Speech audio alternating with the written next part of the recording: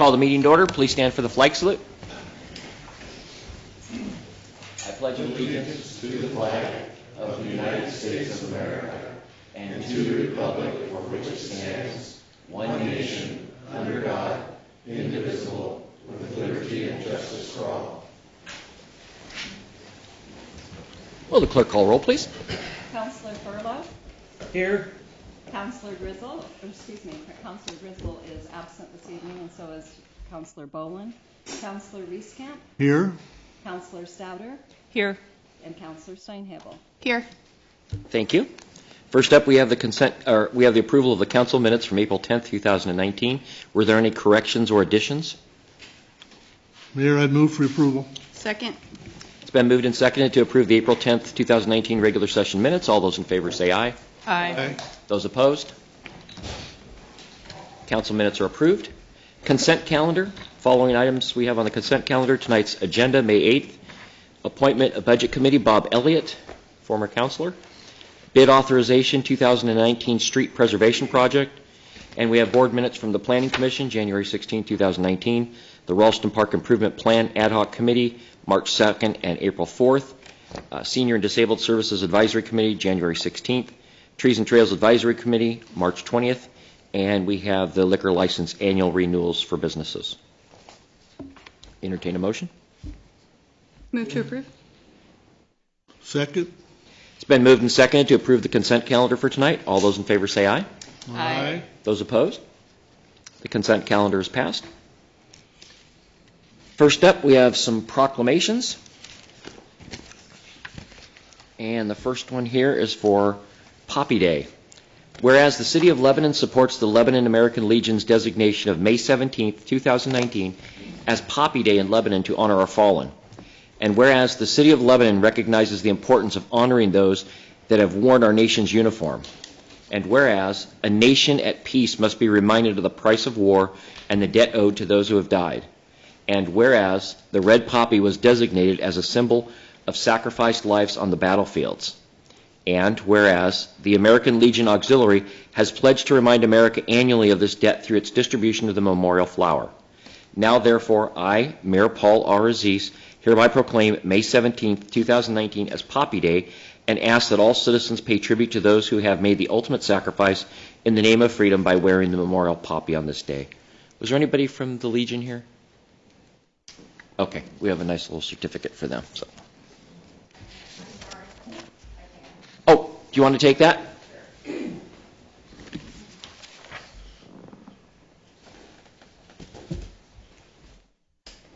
Thank you.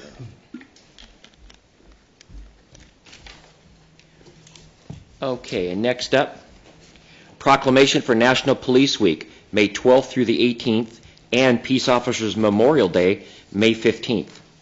Whereas members of the Lebanon Police Department play an essential role in safeguarding the lives and property of the citizens of Lebanon. And whereas it is important that all citizens know and understand the problems, duties, and responsibilities of their police department, and that members of our police department recognize their duty to serve the people by safeguarding life and property. And whereas nearly 60,000 assaults against law enforcement officers are reported each year, resulting in approximately 16,000 injuries.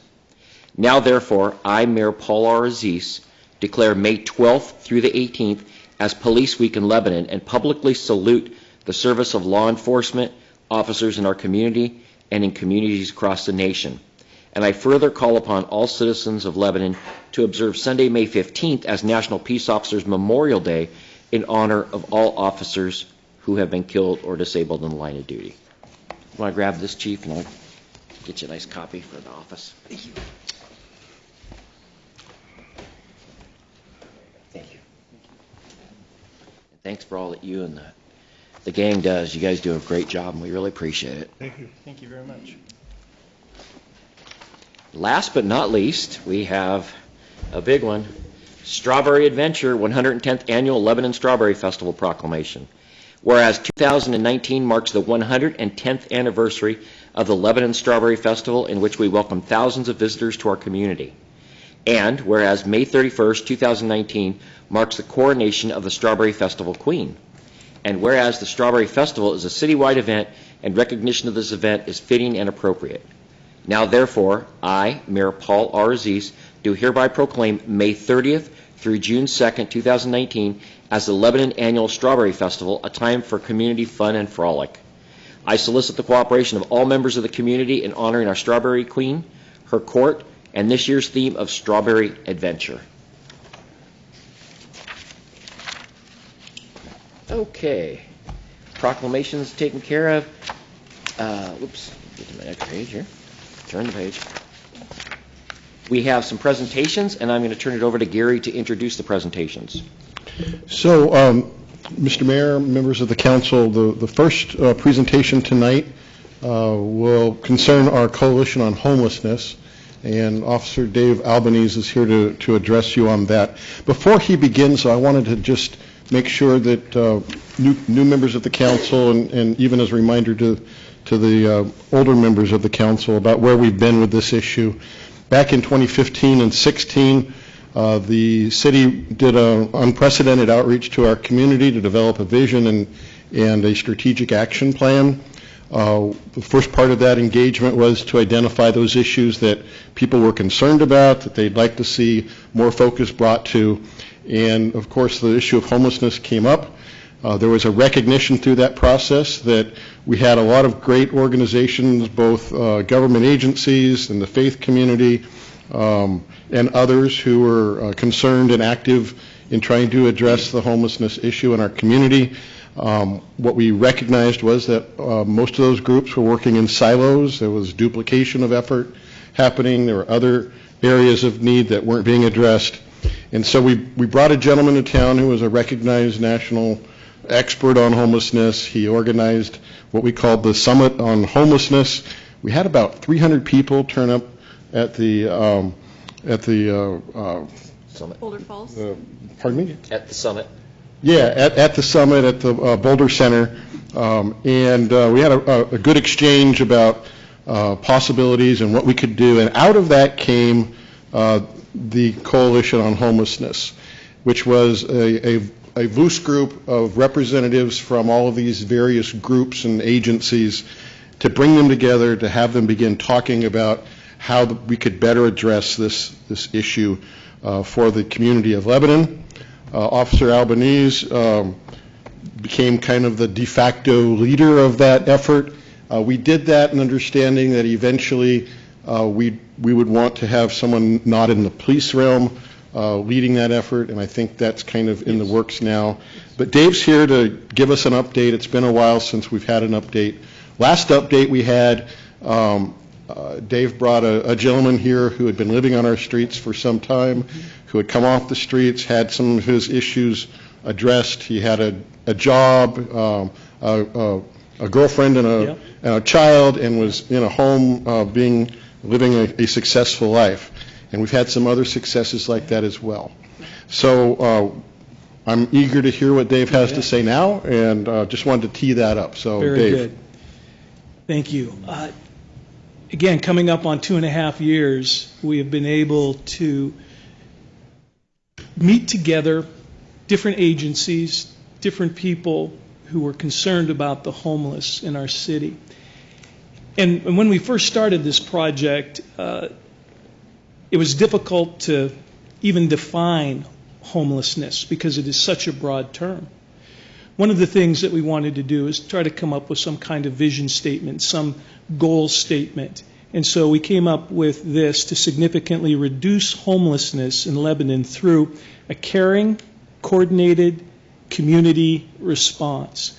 We understood that we cannot solve homelessness, but what can we do to reduce it, and what are the barriers that the homeless face that we can come in and help them with so that they can move to the next step of wherever they might find themselves.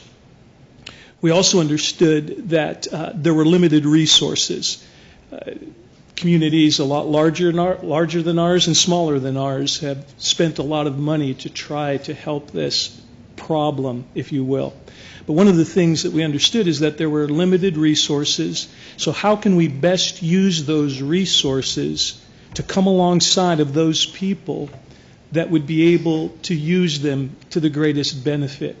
So we took a look at a couple different people groups. One of them were those who were about to be in a homeless situation, or those who have recently been in a homeless situation, to take a look at the prevention side of it, to come alongside of those who were possibly living in a home but not able to pay their rent. They were living indoors but just with finances or whatever it may, to come alongside of those folks. The other priority that we set was children.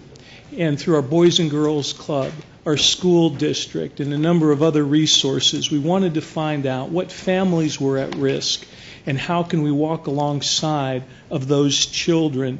And it's been very successful, particularly with the Boys and Girls Club. We've been able to use that facility off hours to provide children with showers, with food, other resources that they need to come alongside of parents and to help them. Lebanon School District has designated certain funds and resources to help greatly in that area. And those were basically the 2 points where we found where families were in most need.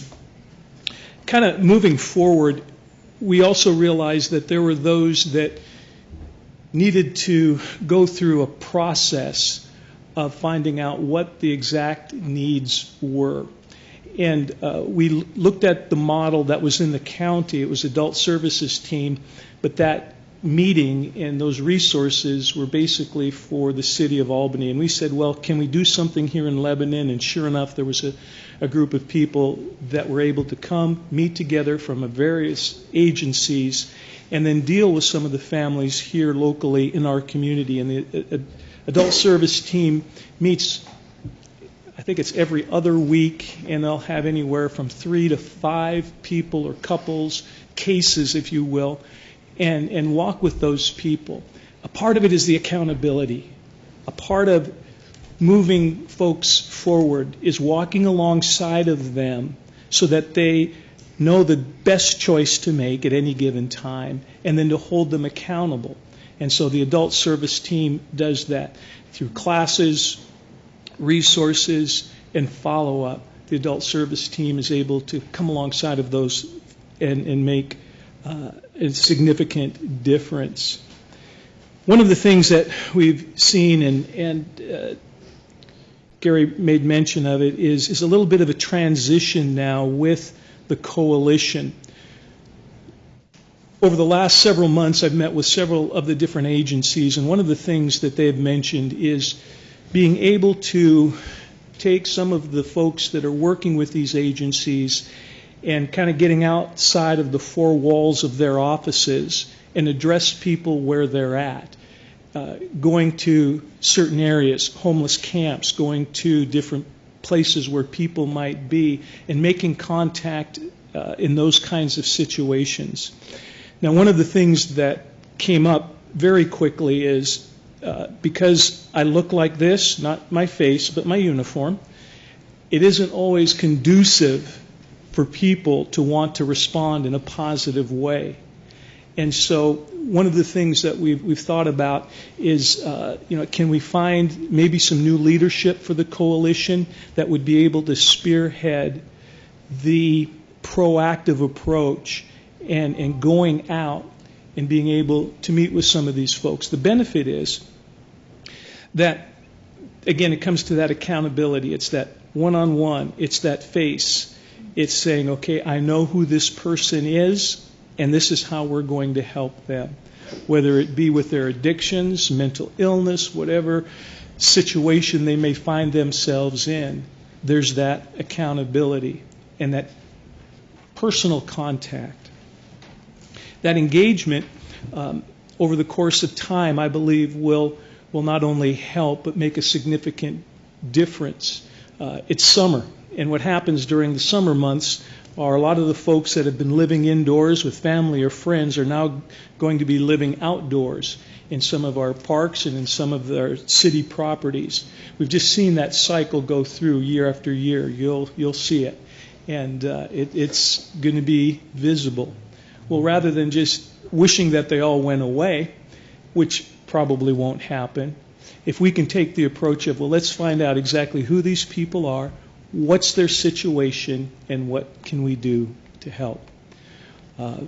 So one of the things that we found over the last 6 months to a year is that the coalition has had a difficult time just even meeting together because there have been some changes with the personnel through different agencies. Lynn County Mental Health and some of the other agencies are just turning over personnel. And so when one person had a heart for the homelessness coalition, the other person didn't quite fit. So we're trying to rally those troops. We'll have a meeting next Tuesday afternoon for the coalition again to meet together and to take a look at some of the things that other cities have done to really spearhead this engagement of where people are at. Any questions? Any thoughts? Now, that one-on-one interactions you've been talking about, that's what you've been doing, correct? And that's what, like a result of that Yes. gentleman that was here last year Yes. was from? There are a lot of situations where I am the first person that they're going to meet. But there are a lot of situations where I really shouldn't be the first person that they meet because of everything from, warrants to living conditions to those types of things. But that one-on-one is very important. Other questions? Yes. Robert? Could you describe the interface between transits and homelessness? How that plays out in Lebanon?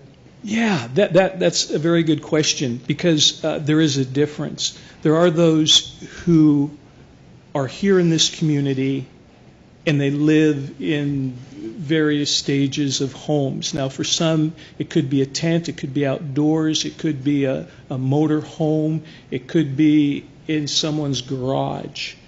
And those are the people that are kind of the homeless that we're dealing with.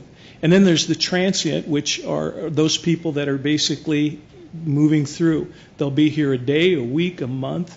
They'll hang out because they like the city, and many times those are the most visible. So there's a little bit of difference there. They aren't folks that are necessarily going to stay here. They don't, if you gave them something for free, they'd probably take it, but they don't necessarily want the help to get them out of their situation in life. And when we started this effort, I would add that we had a census done of our homeless community. Yes. And what we found was that most of them are home folks. They're people Yes. who grew up here in Lebanon, who went to high school, who maybe had different lives at some point in the community and have found themselves in the homeless community. Yes. Not so much, we do have transient people who come through, but for the most part, we have folks who are home folks and living on the streets. And one of the other things that we found was that a lot of the people that we'll see in the parks or see, walking the street, riding their bikes along the street, they're living in what we'd call homes. It's just that when the winter months and the rain stop, they live outdoors and they become a lot more visible. Or there's a lot of, I don't want to say single males, but those that are under 25 years old that meet together in Ralston Park. And most of them live in homes and have part-time jobs, but just that visual sense is that, this is the transient and homeless. And it isn't always the case. The benefit that I've had is the consistency of knowing who they are and what's going on in their lives. It is a mixed blessing at times because there's times when I'll, see them in a cell. But when I see them outside of law enforcement, it's a very positive interaction and an encouragement. And I think if we can get more of these kinds of teams out there where they're giving that kind of encouragement and they're talking and they're communicating, I really believe that's going to make a big, big difference. I have a couple questions. Yes. So when you say homes, are you referring to stick-built homes, or are you referring to a tent or a motorhome? I'm not following you when you're saying a home. You bet. And homes, To some of our homeless, it's all of those things. Some of them consider their tent their home, their RV their home, a garage that someone's letting them live in their home. So that's kind of the terminology that I use. And then what we wanted to do is just to move them a step further. So if they're living outdoors, basically under the sky, well, if we can get them to a tent or to a motor home, that's moving them in the right direction. It's very difficult, and even with the studies that have been done, almost impossible to take someone who's been living outdoors even 2 or 3 years and then try to get them into an apartment or a stick-built house. The time and the mentality that happens, it's very difficult. But if we can move them forward, because then we can get them a job, then we can get them resources and get them understanding and training. So when you talk about tents, and so do we have a camping ordinance in town? So Yes. when you're doing that, I guess what my question is so there's always that segment of people who are just in a bad spot. Yep. And then getting all those resources, and they just don't know. And so that adult services team, I yep. used to be a participant in that over at Benton County. It is a great service. It is. So you get those folks who get on board, but then you have the other segment who's not interested. Yep. And so you have the ones that are hanging out at their in their motorhome, like at Tootle Lake. And so I guess my question is, how are we dealing with that aspect of it? Or is there an accountability? Like, are they getting cited for illegal camping? I mean, what is that process? Yes. They are, and it kind of depends. We'll give warnings. We want to work with them because a lot of times a citation may not be the right motivation. Then they don't appear, and then it just gets them in this whole spiral of having to pay fines and being in court and all of that. So, but if they do already have warrants and things like that, and sometimes they will, we depending upon what the warrant is for, they will be arrested, they will be cited if they're trespassing. But we do have that mechanism. It's finding out what will be the best solution now. How long do you give warnings? Again, it'll vary. I would say myself and most of the officers, I'd say 2 or 3 warnings. But what'll happen is they'll move, and then To another spot. they'll relocate. Sometimes they'll move to county. Sometimes they'll move to another place in the city, and then sometimes it starts over again. I just want to make sure that we're not missing that piece of it, because I've had more than one someone, asking me about that, and they feel like they just get shuffled around and that the problem doesn't get resolved. And this is not just a Lebanon problem, it's an everywhere problem, like you Right. mentioned. So I just was wondering. And that is a tough one, because then what do? You can't kick them out of town. You can tow their vehicles, but then they're living out on the street. Thank you. You bet. I have a question. Yes. So the support team, would it also include a law enforcement officer? 'Cause when I think about it, if I were in that. Possibly. We did in Benton County. Yeah, it would have to be, Like standing in the background or something? yes, Okay, a little bit more so. okay. As opposed to being a lead like you've been. Right. Yep. Because, again, it's a situation where, again, if I'm in uniform, I have to know who I'm dealing with. So I have to run them. I have to know who they are. I have to have ID. I've got to make sure, because if there is a problem, I want to foresee it. But we want the same thing for those team members also. So we want it to be safe for them. Thank you. Any other questions? Thank you, Dave. You're Good welcome. presentation. Appreciate all your hard work. Thank you. Okay, next up, Gary will introduce our City Hall Facilities Master Plan project. Mr. Mayor, members of the council, back in 2017, the city council set goals. There were 6 of them. We've addressed 5 of them, and this is number 6 to be addressed. And in case you're wondering, later this year, we do intend to engage the council. We have new members now, and we've run through our list that we were given before. So we will be engaging the council in a new goal-setting in the coming months. But for now, we want to address this final issue on the goals that we were given a couple of years ago. And at the time the council set the goals, they expressed a concern that we needed to start looking at the condition of our city hall, its serviceability, and what we might do in the future. We are a growing community. We know from past analysis we've had done on the building we're in now that it has serious structural issues. If we have sustained winds of 45 miles per hour, I am now under instructions that I'm to evacuate the building because it's structurally unsound. We've had issues with mold that we've had employees who've become sick over that, and we seems like over time we continue to put new money into a bad building, and the council recognized that, also knowing that we've basically run out of space in the building. And as we seek to continue to address the needs of a growing community, what will we do?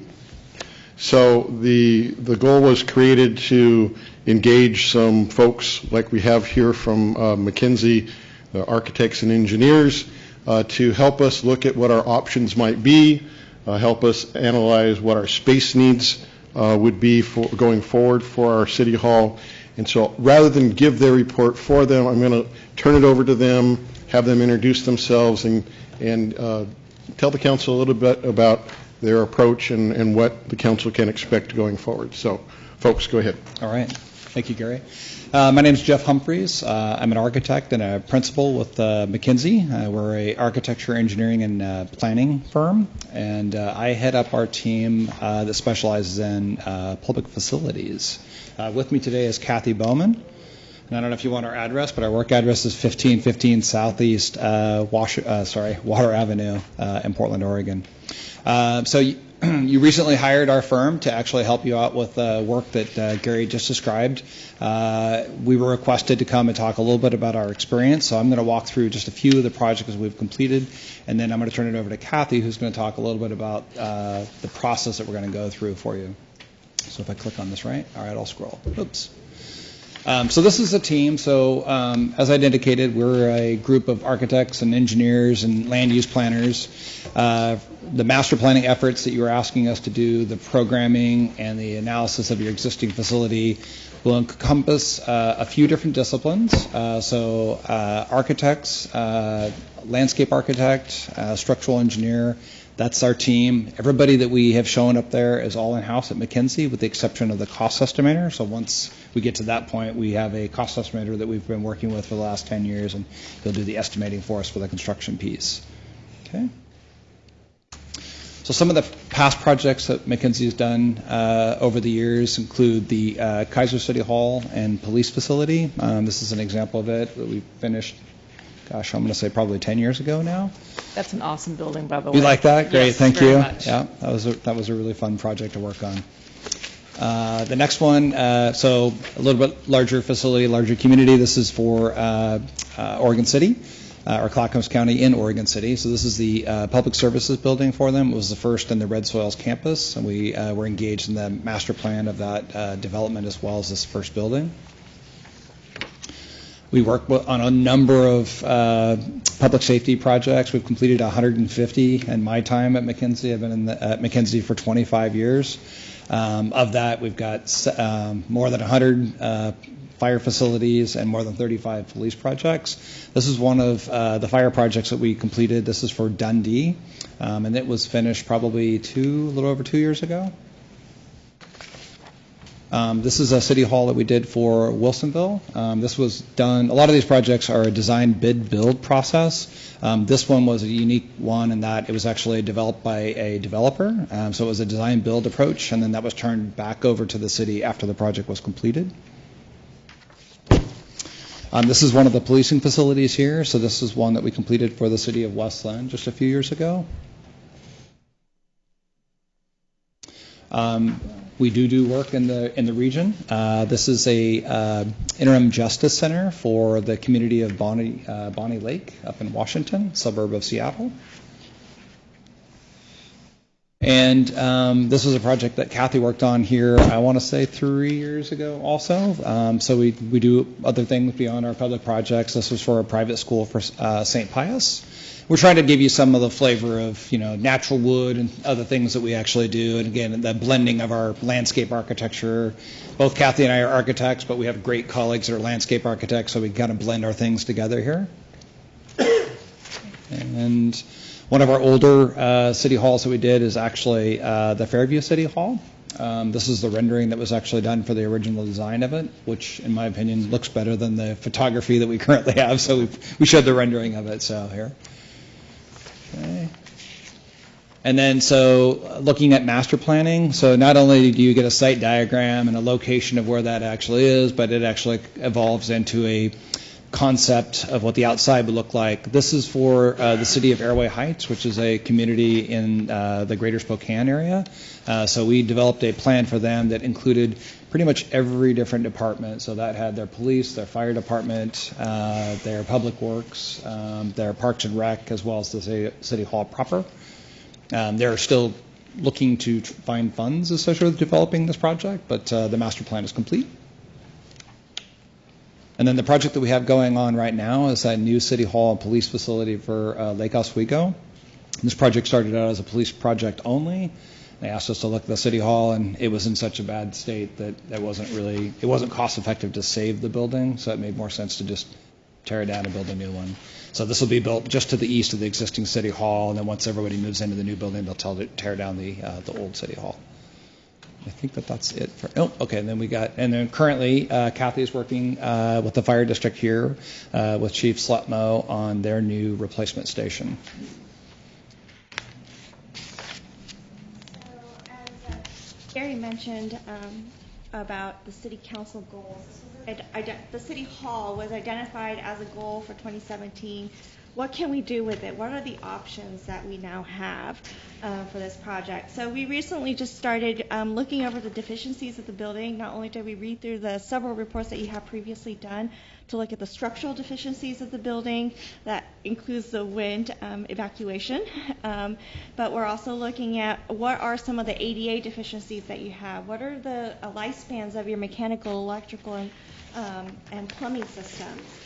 We've already noticed that some of your heating systems don't work in the building. For the electrical service, there's several lights that aren't working. They no longer meet energy code requirements that are to today's standards. So those are things that we're identifying currently. We just went through a process of going through with several of the team members at City Hall to identify what is the end goal, what size is the right size for Lebanon for a City Hall. Would it include a city council's chamber? What would that look like? How big would that space need to be? So we are quickly identifying what the Lebanon needs are, and then also identifying what you currently have. Now, Can you move the microphone a little bit closer? I'm having a hard time hearing you. All right. Is that better? Yeah, that's better. Okay.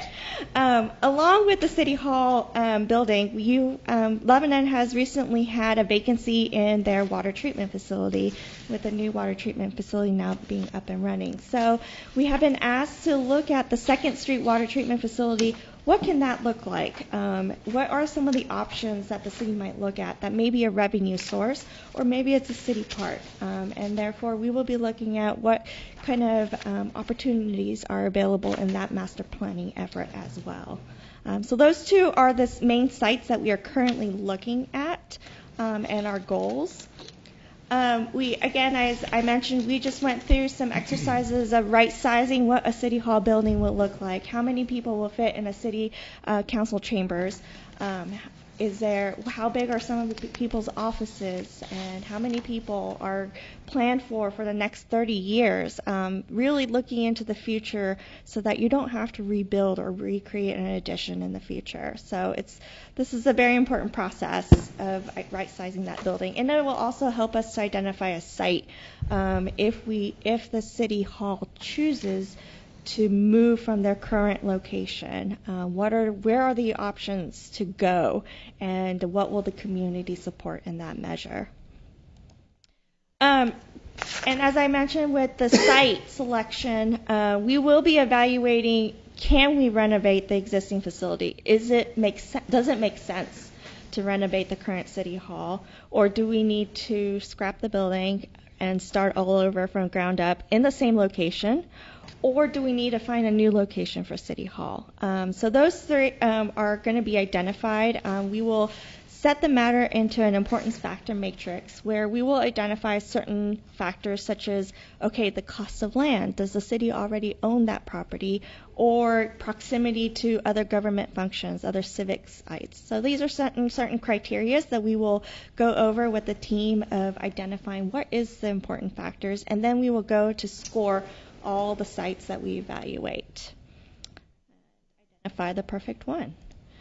At that point, we will also engage the community. We will host a community meeting where we will invite the community to give their input and their thoughts on what a city hall should be, where it should be located, what their thoughts are. And so we will be there to record all their thoughts, and then we'll take it back to the team as well as our internal team to discuss how we can incorporate those into our program.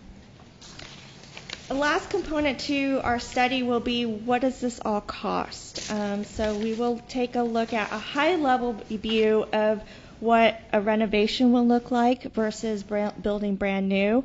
It does not only include the construction costs, but what does the overall project cost like, including architectural engineering fees as well as getting a soils investigation done, or what is the purchase price of the land or furniture? How do we get new furniture into the building? Those all add up to the project cost summary so that the city can make an educated decision on what is the best option and what is the total project cost for the city. We'll also be working with a financial advisor who will be helping the city identify other funding sources outside of bonds and any government agency funds so that we can identify how we can pay for a new city hall for Lebanon. So in the end, we will plan on being complete around August. And at the August City Hall, we will be presenting a full analysis of what we have come up with. I'm sorry, you mentioned you were engaging the public too? Is that Yes, correct? we will have a community meeting. Okay, thank you. This is very Robert. exciting. I definitely like your architectural style. I've seen a couple of buildings. It's great. Thank you. Robert, go ahead. Considering the potential cost and the impact of this in the community, we might want to consider having more than one community meeting. I'm not sure that we could focus all that in one session. Well, isn't this is for the master plan, though. This is for the actual plan, just to talk about it and to get input on it. Yeah. And it's not really at that level. I don't think it's at that detailed level. Let me comment on that. Surely there will be, between now and a new city hall or renovated city hall, we have a long way to go. And along that journey, I would anticipate there's going to be several opportunities where we'll be reaching out to our community for input. This is but a first step. I don't want anyone to leave this meeting tonight saying, oh, the city's going to go build a new city hall. I don't know how that would happen, folks. There are a number of challenges. Other agencies in the community who are looking at major projects, fire hall, aquatic districts looking at the swimming pool. There's a lot going on in this community, and how a city hall fits in, I don't know. But the idea here is a first step. What is this facility we have right now? What condition is it in? What does our future needs look like to inform ourselves about where we're going with this effort?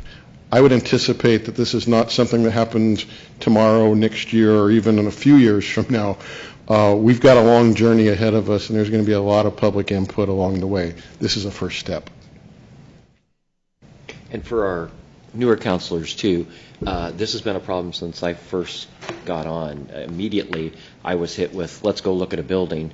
And so we went and we looked at the CenturyTel building, which turned out to be just not feasible for us. So this has been a process that's been going on for a long time. And that report, do you remember, Wayne, when that report was, the wind thing? It's old. It's probably 15 or 20 years old. 15 years, maybe 20. Yeah. It's quite old that the building has become unsafe. So it's something that we have to address, and I'm just happy that we're looking at it. And again, this is the first step. You've got to get your foot in the water and get moving on the project. So, okay, any other questions? I guess one question in regards to other facilities that you've worked with communities on. Did they build on their land they owned, or did most of them purchase additional property? Of the examples that we gave, I think we did 4 city halls that we showed there. 2 of them actually rebuilt on their existing site, and 2 of them moved to a different site. I would say it's probably a 50-50 split.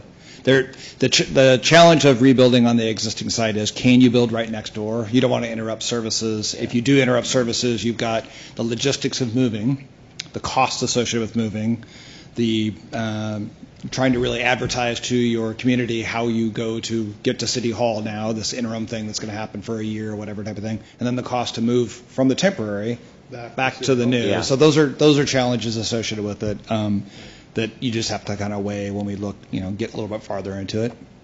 Thank you. Mm-hmm. Any other questions? I think it would be helpful when we discuss this in August to have a good recap of the issues if it's in a plan that's about 20 years old, a good recap of what those issues are.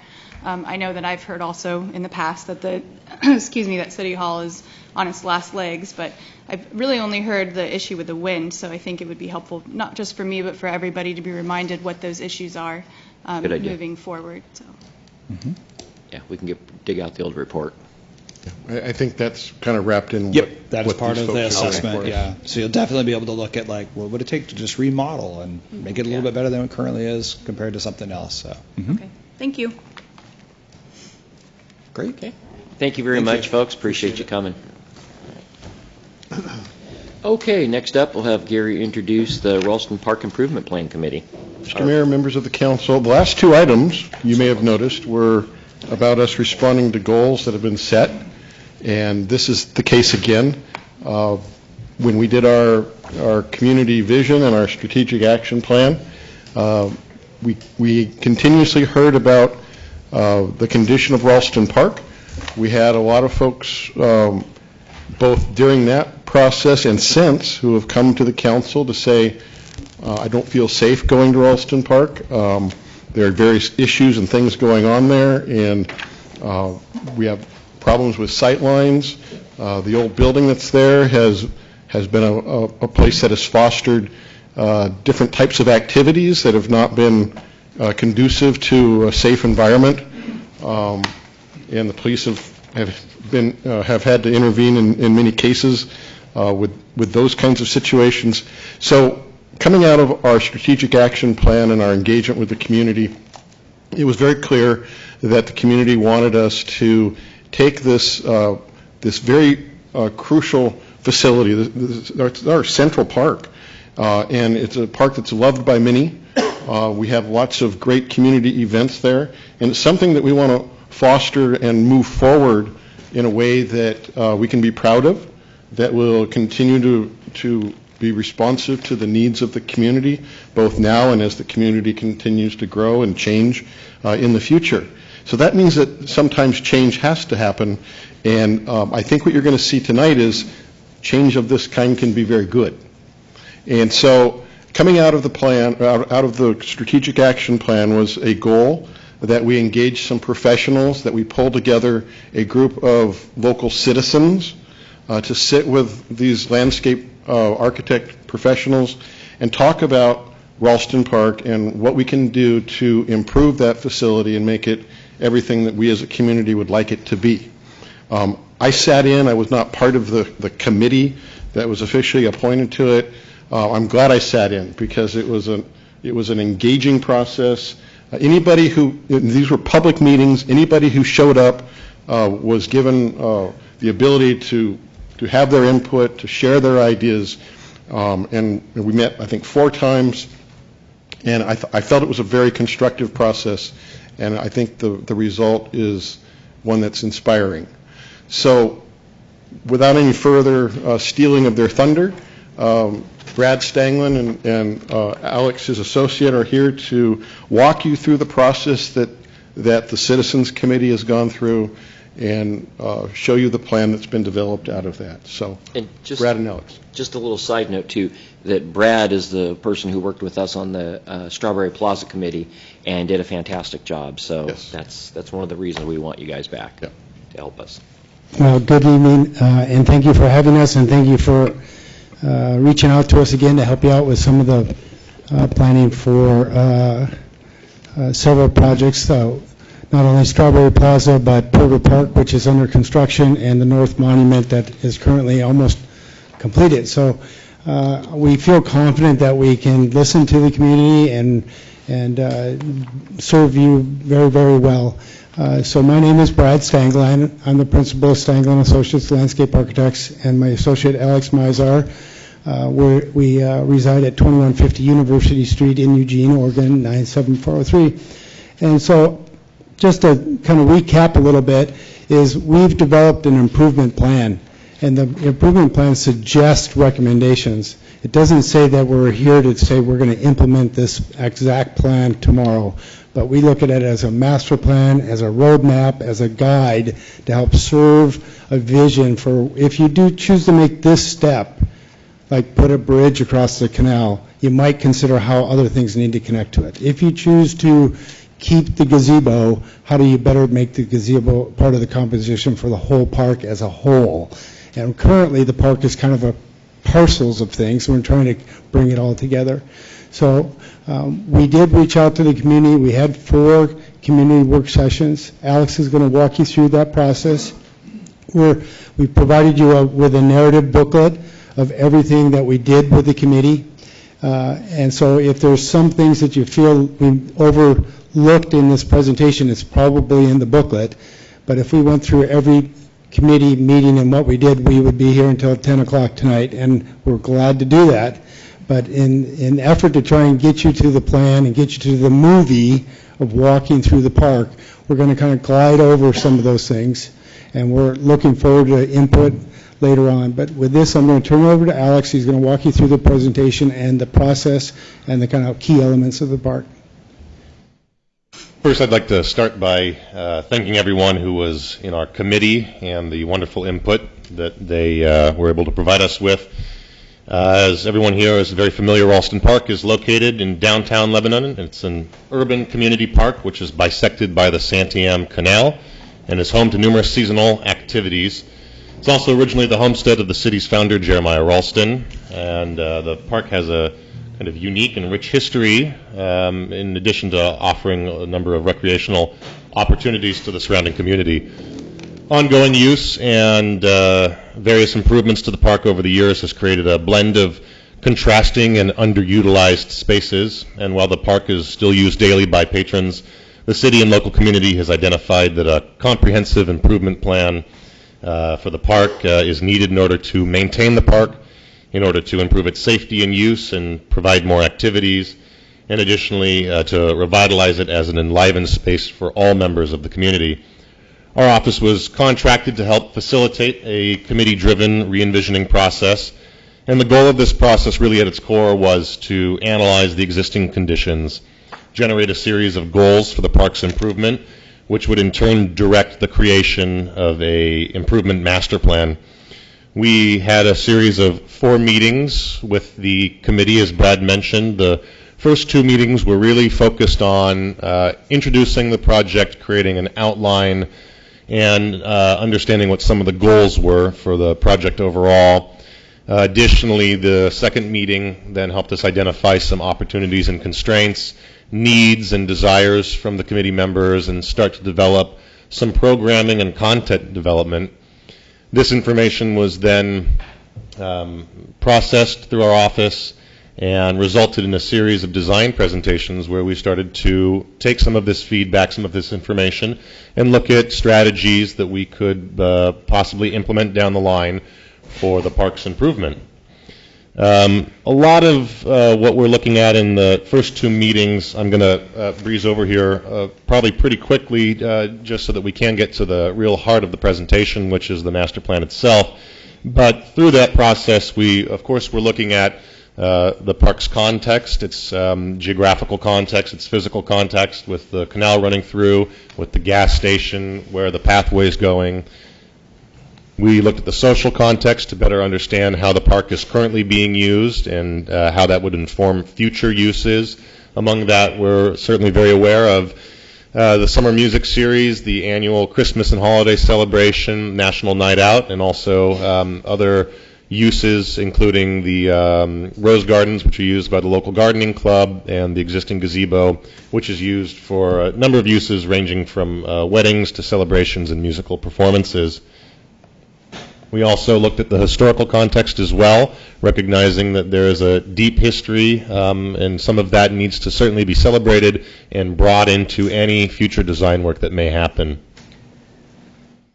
We looked at a number of assets, and in working with the committee identified things that wanted to be preserved, or whether that was in character or physically preserved. You see some of these listed here, but perhaps more importantly, we spent some time looking at some of the existing problems. One of the primary problems that was recognized with the committee was that there is some unsavory people and some drug use in the park that creates a uncomfortable feeling and therefore results in somewhat limited use from the community member.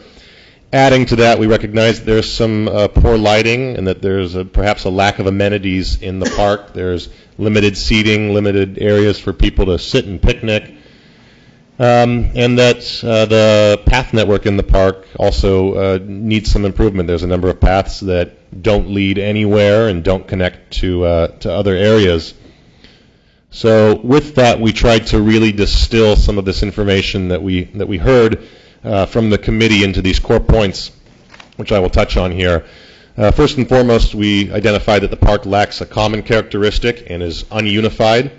This is further perpetuated by the existing physical and visual divisions. So in this case, physical divisions being that of the canal or the gas station or the bathrooms and gazebo, which result in 5 separate spaces with different uses, different materials and activities.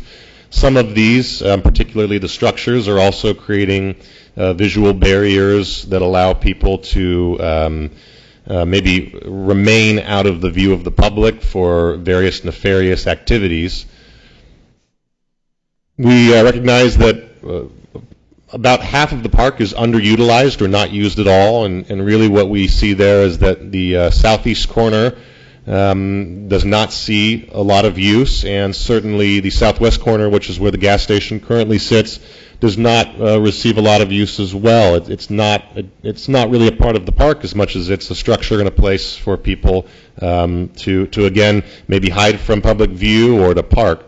So it lacks some of that park-like characteristic. We identified that the park lacks a strong connection to and access from the surrounding neighborhoods, especially along the western side, which borders Highway 20, and that the park has attracted unwanted patrons, which has resulted in certain safety concerns, public unease, discomfort, and a lack of use. Again, a lot of that we identify as being around the gas station. As mentioned, the park lacks amenities for people of all ages and abilities. And really, there's no center to the park. There's no heart, and not really a centralized area for people to congregate aside from the gazebo, which is, again, occupies a very small percentage of the larger park area.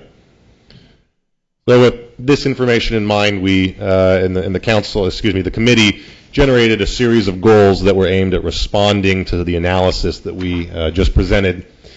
We'd like to unify the park through a holistic design with common materials, consistent thematic elements, and tie together disconnected and underutilized places and celebrate the canal.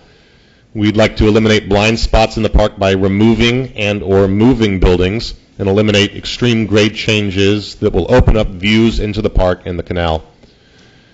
We'd like to create new spaces and provide elements that facilitate activities that serve all members of the community while simultaneously strengthening the park's connection to its surrounding context while providing universally accessible spaces. And last, we would like to design a revitalized space that encourages greater use while increasing safety through lighting and increased public ownership.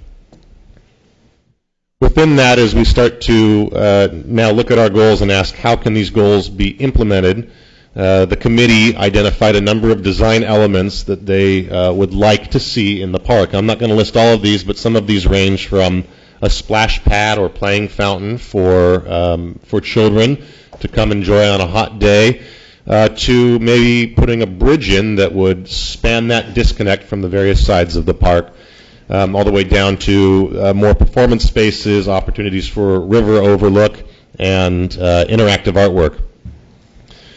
This is just a really quick example of some of the work that we did with the committee, which was looking at some precedent studies and some images that might represent certain elements that had been identified as desirable for the park and its new design. And with this, we were able to really more thoroughly zero in on what aesthetics seemed appropriate and certainly contextually appropriate. With that information, then, we engaged in a series of preliminary design concepts, which we presented back to the committee. These design concepts here all aimed at addressing some of the concerns that we had identified and aimed to meet a number of the goals, or all the goals that had been identified by the committee. In doing so, there is a number of different ways that we can approach that, and we wanted to present these ideas to see which ones were most favorable. And what was identified, specifically, was that Schemes 2 and Scheme 4 were most desirable, and even more specifically, there was an interest in taking the area that you see outlined here in red on Scheme 4 and translating that into Scheme 2. This was very quickly our revised concept that began to do that, and what you see here is the preservation of the existing gazebo, a bridge that spans the two sides of the park. On the southeast corner, we begin to see a playing fountain and the relocation of bathroom facilities. On the southwest corner, which is where the gas station currently sits, we open up the park and try to increase some of the views into the park by removing the gas station, bringing the grade down to encourage that kind of visual connection into the park and into the canal, and to create a really nice entrance plaza here that could also be used to celebrate veterans or first responders. Additionally, you can see in that space a large performance space that we've provided for increased summertime concerts or performances that could happen throughout the year.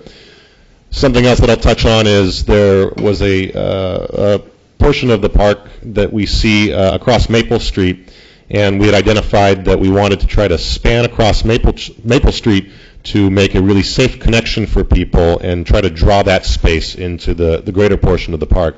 So we see that portion of Maple Street that's closed down there. This is our final master plan improvement plan that was approved by the committee, in which we presented last time we were here, and we can begin to see some of these elements that were requested by the committee coming in here. We see the park extension, of course. We see the existing gazebo, the performance space. At the entrance plaza in the southwest corner, the existing rose gardens. The spaces that are provided right there under the letter H actually are almost exactly the same amount of space that currently, that the rose gardens currently take up, with an opportunity to actually expand those spaces even further on either side of the existing gazebo, which would almost effectively double the size for the rose gardens or flower gardens or community gardens of some kind. Additionally, we see again the bridge that connects over to the southeast corner, where we see bathrooms, the playing fountain, and other spaces that would offer opportunities for parking or for food carts. Again, just to remind everyone that the goals here are really to try to unify the park through a holistic design. So we're looking at consistent lighting, consistent materials throughout the park that really tie the space together and make it feel unified. We've eliminated the blind spots by removing some of the buildings or relocating the buildings to the outer edges. We've opened up some of the views down into the canal by regrading some of the existing topography there. And we've tried to now begin to offer new amenities, whether they are more performance spaces, more seating opportunities that are maybe not visible here on the screen at present. Additionally, new amenities like the playing fountain. So with that now, what I'm going to do is I'm going to exit out of this and really quickly transition over to one of the videos that we've put together that will walk us through the park space. And at this time, I'd certainly like to open this up for questions from the council. If there are no questions, I'm happy to sit here and narrate some of what we're seeing. So I will get us started here. We're going to start in the southwest corner of the entrance plaza. And in front of us here, we see the rose gardens and some walls that have been put in here that could be used for some of the existing memorial plaques that we see in the park or future memorial plaques. As we come around through that plaza again, seeing some of the rose gardens to the left here, we have a a canal overlook that gives us views down to the water and over to the new bridge, which is spanning this park. In the background there, we can see some of the fountains there. We're now moving towards the new performance space, which is a large open-air covered structure. There's some opportunities here, I think, for some lockers or facilities to house materials, whether that's for the Parks Department, whether that's for the gardening club, or whether that's for musical performances. There's a small hardscaped area here where people could congregate and experience some of the music. And as we move around, we'll start to work our way down along Highway 20 and over to the existing gazebo. With the existing gazebo, we've actually been able to add a ramp that will allow full ADA accessibility up to that gazebo, which it currently does not possess. Something else that I'd like to mention that I've neglected so far is that we have also aimed to try to preserve as many existing trees as possible in this design. There are a few that have been identified as being unhealthy, and there are a few that may want to be removed, but the goal certainly is to try to preserve that because they are an amenity. This is us now approaching from the southeast corner, and again in front of us we can see the playing fountain here with restroom facilities on either side. As we walk down one of the rampways on either side of this, as the ramp comes down, a seat wall emerges out of that, which gives a little more protection around the playing fountain, and we pause and see the bridge here.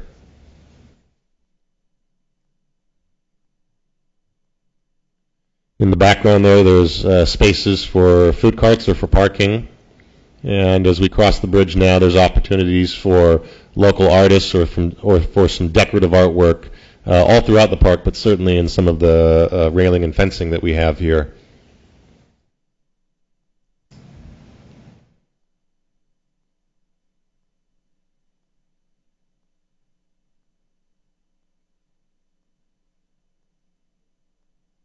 Next, we're entering the park through the northeast corner. Again, in some of the work here, we're able to open up some of the views down into the canal, which has been identified again as an amenity for the park. And there's another smaller canal overlook here to our left.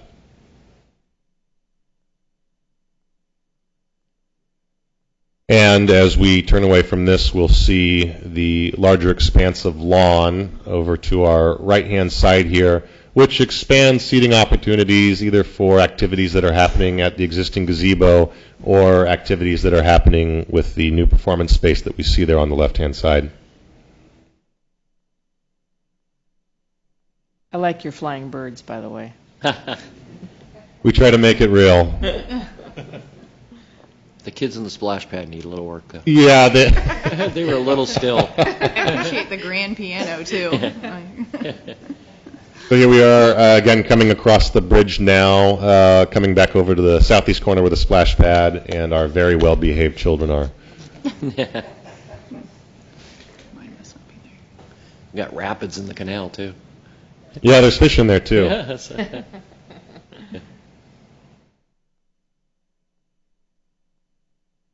Building to the left would be a restroom? Buildings either to the right or the left would be restrooms. One of the buildings would also would house the pump equipment for the fountain and would also likely have sufficient room for additional storage. Again, whether that's for Parks Department or for Garden Club, there's a considerable amount of room. Lastly, we're approaching now from the northeast corner. The gas station is just to our left now. Here we're looking actually at a very large new cedar of Lebanon tree that could be planted here and used absolutely for holiday celebrations. This is that little, what we had been calling for a while, the parklet. And now as we move back southerly, we see Maple Street here where it has been closed off, and that connection expanding the primary park space over into this northern parklet. We see ahead of us there the existing gazebo with the new ramp coming up.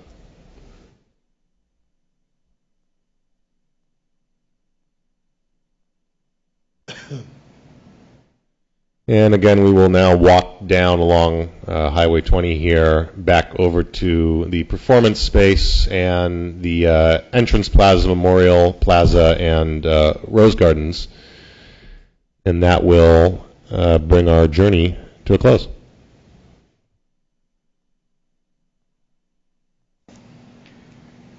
Do you want to go and see this at night? Do you want to see the same video at night? Sure. And that'll also show us maybe some of the holiday lighting that we proposed? Yes, I'll have to show some of the holiday lighting separately, but we have those images, and we just wanted to be respectful of everyone's time, recognizing that these videos are a little lengthy. So, real quickly, I will show a few examples of what the holiday lighting could look like, and then we'll go back and we can see what that looks like in the evening. This is the entrance plaza. In this case, we're recommending that a tree be brought in for the holiday celebrations here. Planting a permanent tree here would start to cut down on some of the visual access into the park that we thought may be unwanted.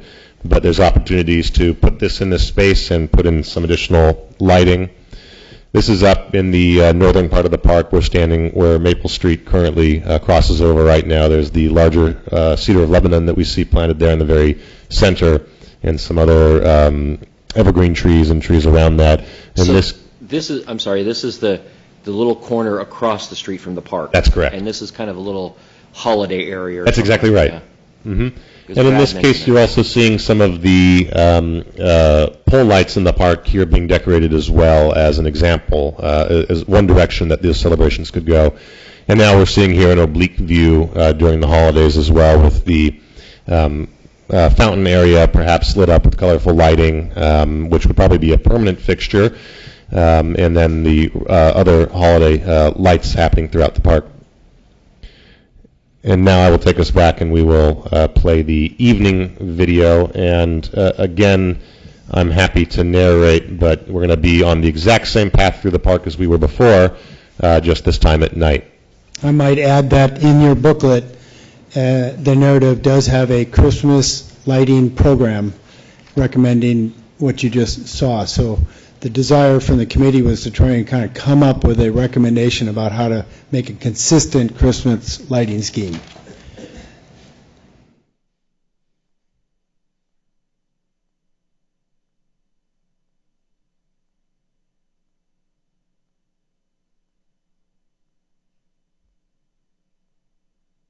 The ground lighting is real nice. I like that.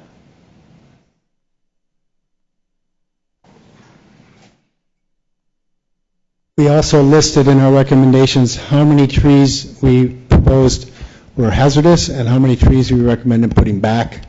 We also noted that you have 5 park lights right now and that we are putting back, 60 park lights. And those are just standard pole lights, not all the lower lighting that you see in this presentation. So that list of recommendations sort of helps you guide what we're saying could be some of the improvements. And as Alex said, we currently have about 2,200 square feet of rose garden, and we put back 20 208 square feet, and if we expand around the gazebo, that would almost double that. So that area right in there along the gazebo is where you're talking about? Actually, not the area that is immediately adjacent to it, but I'll rewind us a little bit. This area right here that we're actually just moving okay. past there on our left-hand side, Gotcha. excuse me to rewind us so far. Yes, this area here could absolutely be expanded for more gardening opportunities. And as Brad mentioned, that would effectively almost double the square footage that we have currently.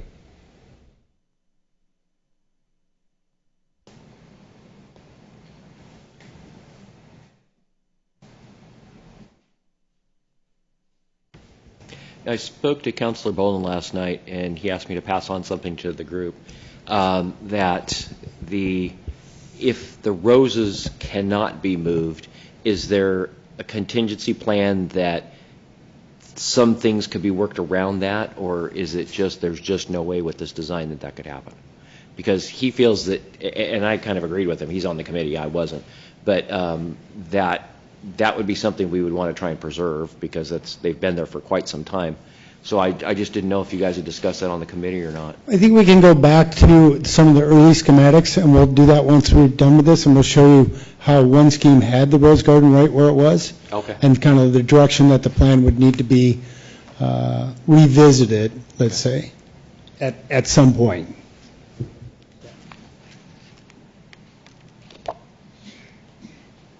It's only paper now, you guys. It's easy to sort of change paper. Roses transplant very well. What's that? Roses transplant very well. Do they? Oh, yeah. They're pretty hardy. You can cut them down every year to, That's true. true. From a law enforcement perspective, the lighting and the openness, this is like a police officer's dream. This is great. Now, is this the corner for the gas station over there? No, that's just opposite us down there would be the Okay. corner of the gas station. We're on the northeast corner Okay. right now over near the current vehicular bridge.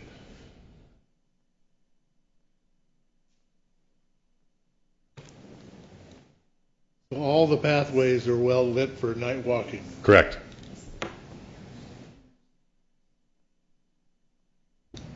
It's nice to bring in the features of looking over at the canal and making that a feature, and like benches and a place to sit and look, and that's kind of nice.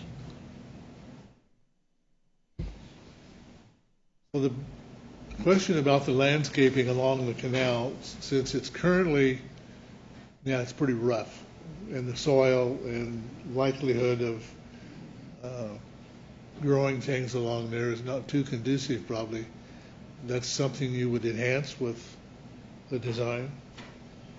Yes, and I'll comment on that by saying that while this is very much a very developed improvement plan at this point, there is still further development that would be needed, and one aspect of that is still doing a little more research into understanding exactly what can happen within that canal space. There is currently a 60-foot right-of-way, and we need a little more information about that before we can know what we can plant or how much we can plant and how much we can begin to affect that. But the hope would be that, yes, we could improve that. As you said, it's a little rough currently. So would that be the Corps of Engineers that has to approve that? There's a number of regulatory committees. The first one that we would need to go through would be FERC, which is the Federal Energy Regulatory Commission or Committee, I believe. But there's a few other stakeholders there.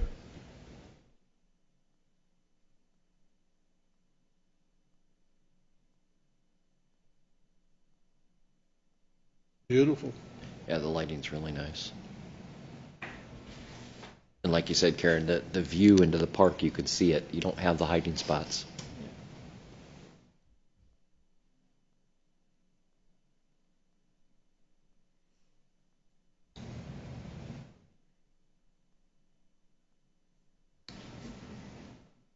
I assume the committee, as far as the holiday lighting and stuff, there is ample outlets and power capacity. Correct.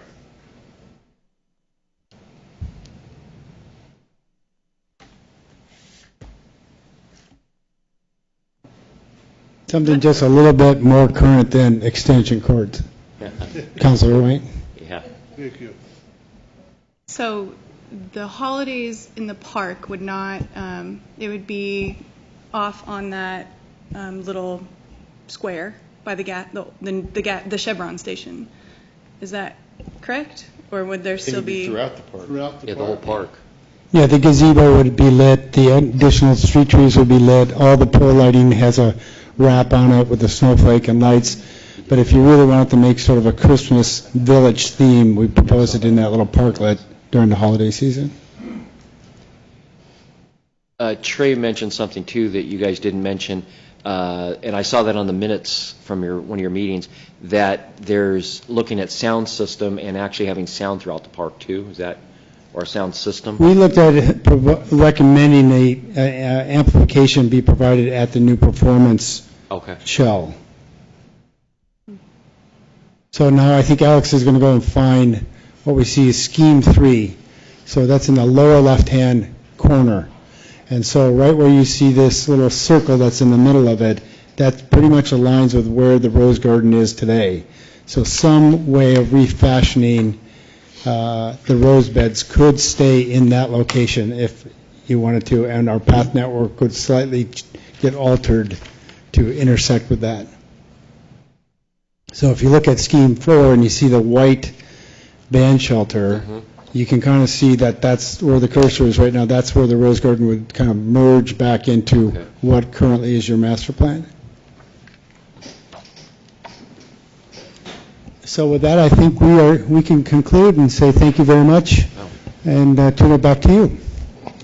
Thank you very much. Thank Any you. comments, Gary? Well done. Yeah, staff will be back at the June meeting with a item on the agenda for the council to further discuss this, and likely, we will be passing on the recommendation of the committee that this become the master plan for Ralston Park, probably along with staff recommendation too.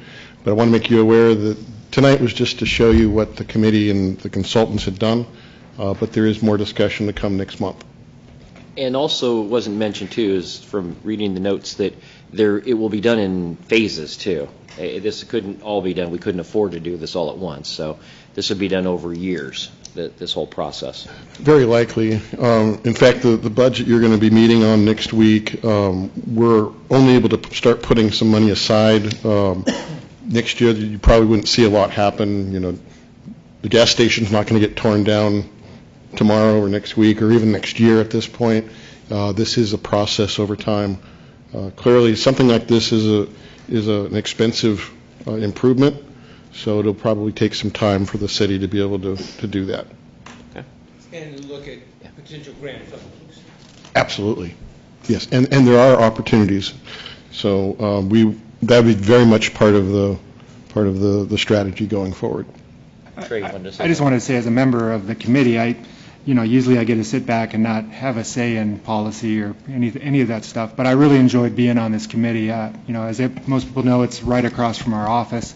I was amazed at how well the committee worked and the thoughtfulness, and a lot of time went into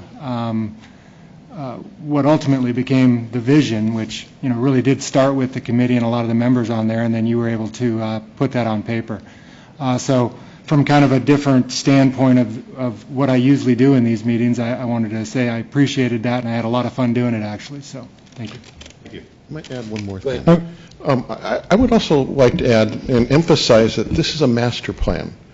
That once we have the master plan and then we start to phase the project, there's a lot more discussion that goes on with any number of citizen groups and folks who would be interested in the park, certainly the garden club. This is not something that, my God, this is it and this is it, and that's all there is to it. That's not what this is. This is a process where we as the city are looking forward to working with our community and our community groups to make sure we address all of the issues going forward.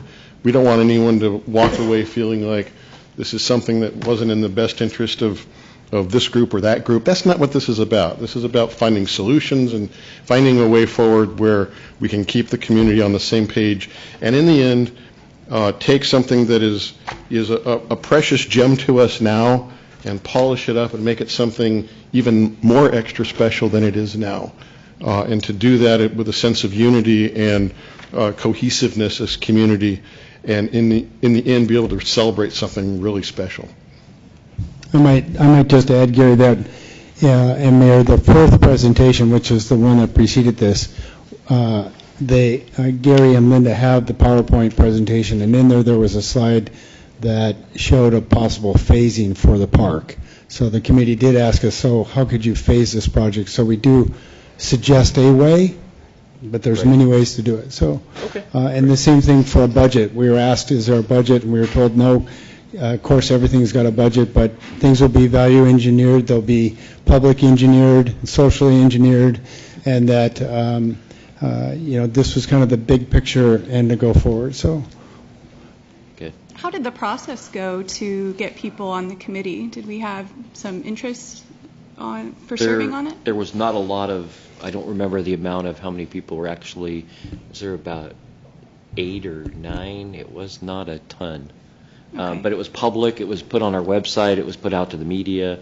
It was out, and every meeting was announced. Everything was announced, and it was all public, and people were invited. And in fact, just a little side story is Alicia was on the LDA at the time, and she asked why she didn't get picked, and I explained to her the process that we went through, and I let her know that she could come. And she could, this was before she was working for the city, and that she could come and participate in the meeting and give input too. So she said she would. And she did. And she did. And then later on she became a city employee, but that had nothing to do with that. But, but yeah, it was available. It's just that it wasn't well attended by a lot of people. So. I did go back and look at the 2040, and I noticed we identified some partners for this, and those were the Downtown Association and the Chamber. Were they engaged in this process? I don't know. I wasn't on the committee, so I don't know. Well, yeah, I mean, certainly the invite to be on the committee, yeah, certainly they were. And in fact, we had applicants from the Downtown Association, and by that way, they were also members of the chamber. So, yeah, I would say so. Yeah. Okay. Any other questions? Thank you, guys. Really appreciate all your hard work on this. Thanks. Okay, next up we have a time for public comments. The council welcomes all respectful comments regarding the city's business. Citizens may address the council by approaching the microphone, signing in, stating their name and address for the record. Each citizen is provided up to 5 minutes to provide comments to the council. The council may take an additional 2 minutes to respond. The city clerk will accept and distribute written comments at a speaker's request. And I have the first person is Carol White is signed up first. Sorry, Bill.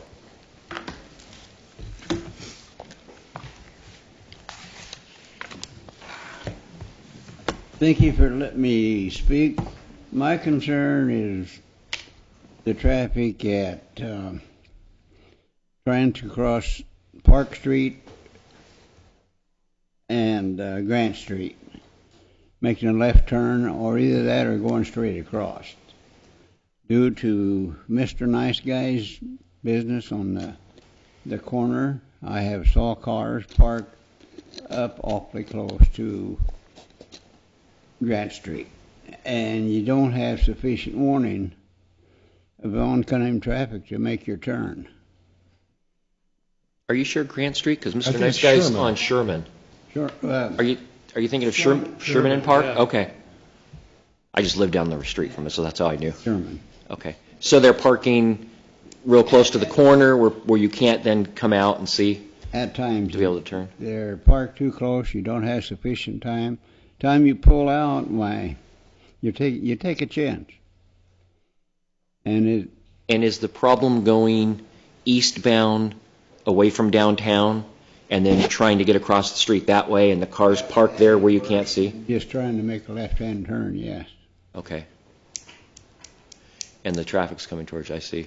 And also... Are you aware of that, Chief? Is there any problems with that intersection? Or no. Not specific? Nothing that's popping into my head right now, no. We have yellow curbing there.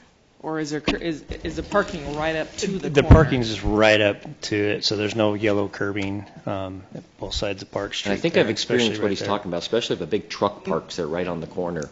It's very difficult to edge out and to see the traffic. Yeah, I would agree with that. Yeah. Now, Especially if someone's parked right we there. did a change, and is Ron here? We did a change right over here by the racquetball court or somewhere that we had put some yellow or did it so that people couldn't park right up to the edge. Does that sound familiar, Ron? Yeah, that's something we can do if council wishes to do that when we bring Okay. it. Or it's either an ordinance or a resolution. Okay. We'll look at it and see. Okay. Typically, they shouldn't be parking that close to the corner. Yeah. So it's pretty simple.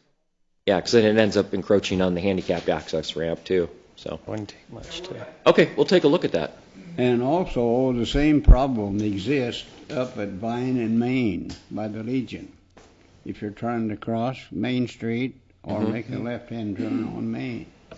Oh, okay. Have sufficient warning of the traffic coming from the north. Yeah, I was just over there the other night too. I did Yeah, see that's a that. bad Yeah. one. I run into that frequently. Fine. And you got a car parked right there on the corner. Yeah. Oh, yes, that is a Yeah, problem. that's a bad one. That is a problem. Yeah. Maybe we could look at those two.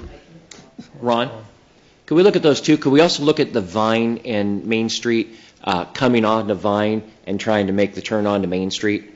It's the northeast corner. Then, yeah, that corner there, I just experienced that the other night when I was at the Legion. So, I would caution, we have to be a little bit careful because some of those people only have on-street parking. okay. So we don't want to change that. Okay. Just looking at it from a safety perspective, not just because we want to do it, so. Okay, thanks. Okay. Thank you. Thank you very much. Thank you, sir. Yeah. Bed and breakfast. Yeah, right there. Okay, is there anyone else that would like to speak? Bed and breakfast to be. Yeah. I was going to behave myself this evening, but the Parks brought up a question. My name is Bill Sullivan, live on Carolina. But on this addition or revamping of Ralston Park, have they looked into whether them tanks leak at that station? If they do DEQ, and the city's going to have one hell of a battle on their hands. It was my understanding when the city bought that property, the tanks had already been removed. Oh, they had? Yes. Oh, okay. That's a good point, though, and I had asked that question too, so. Yeah, because I was curious, because you know, them older tanks leak, like I said. Oh, yeah. Yeah, they've been out Tangle there up for with years. that'd bankrupt this town. When did the city take that over? It was about 20 years ago? Boy, I don't know. Quite a while back. 20, 25. 20, yeah. We'd have had a problem a long time ago. Yeah. I mean, I was around when the tanks came out, I know. Yeah.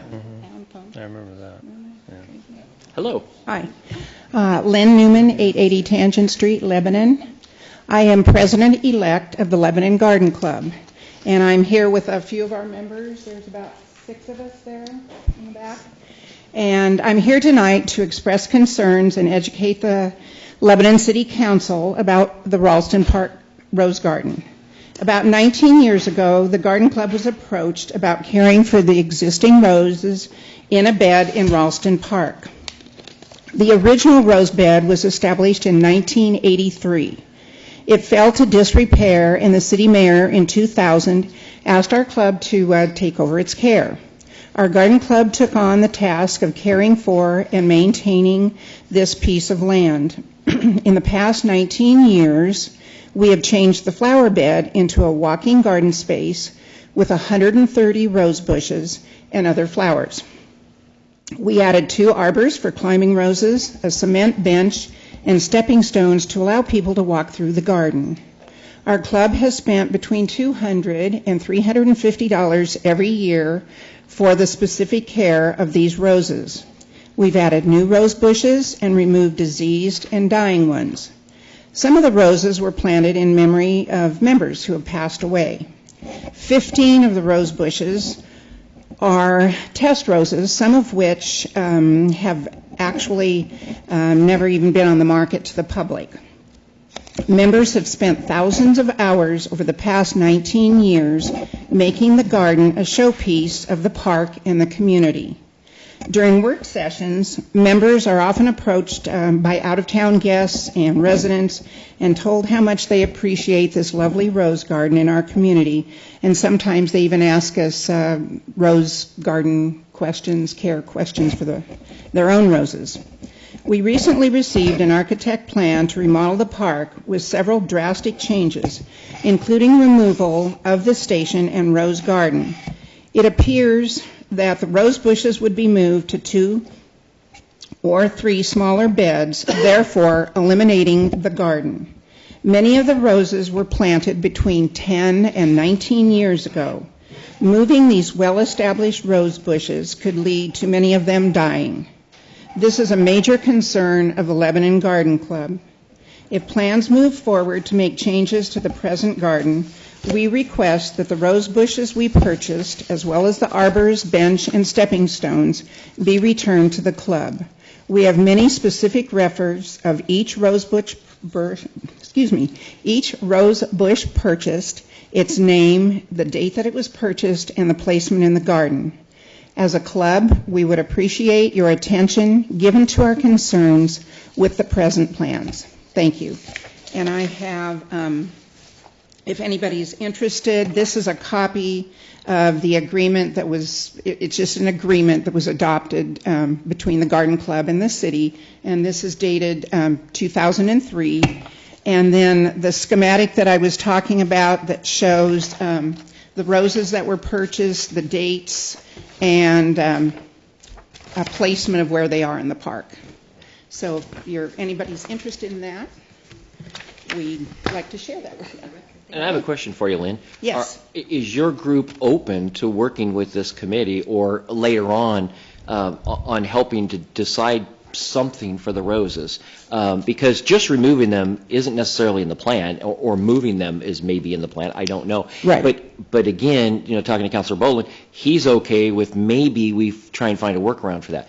But are you folks open enough to trying to move them if we could do it safely and making even a better space and doubling or tripling the space or whatever the number is? As president-elect of the group, I would not want to make a commitment without talking to the whole entire club about what you're asking. I guess our proposal is to try to keep them where they're at, because moving them would be severe to many, many of the roses, especially the arbors and the test roses. We've worked very closely with Green Thumb. Some of them have been donated. I would say to get expert advice on moving roses also, which we have done, and it's not a good thing when some of them are 2 or 3 years old, but some of them have been there a long time. So I would say a lot to keep in consideration, and we did not have a meeting, so I talked to several members, and it would need to come to the whole group, but we would be very willing to work with the committee. Well, and I think that would be the best way to move forward, Yes. because it's an important part of the park, and we don't want to see that go away. It might be in a different format, or it might be in a different place, but we want to make sure that that's still included and that you folks are included in that process too. And we would like to see it kept as a garden rather than a few roses in a bed here and another bed there, and so that's our comment. Okay. Well, thank you very much. Thank you. Thank you. Anyone else, like to address council?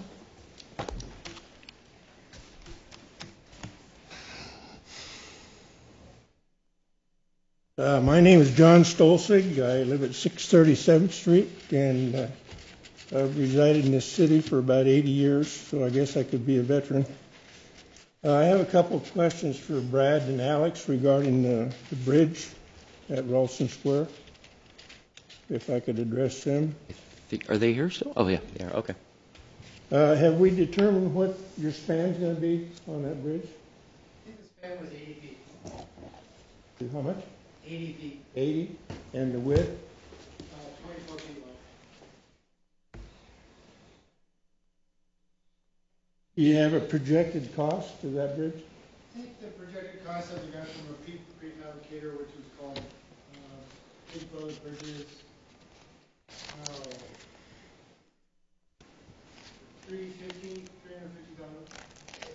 Yeah, can you come up, Brad, and talk into the microphone so we get that recorded, please?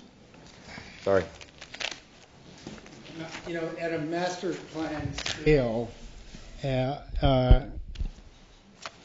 a master planning scale, we were never really asked to sort of get down to that exact detail about how exactly long or exactly wide. It was expressed that we wanted to make, we need to span the 60-foot right away because we can't build within that. So we got 10 feet on the other side, and the committee expressed that it wanted to be wide. And so just in an effort to maybe prepare for a question of this magnitude, I just did a preliminary search.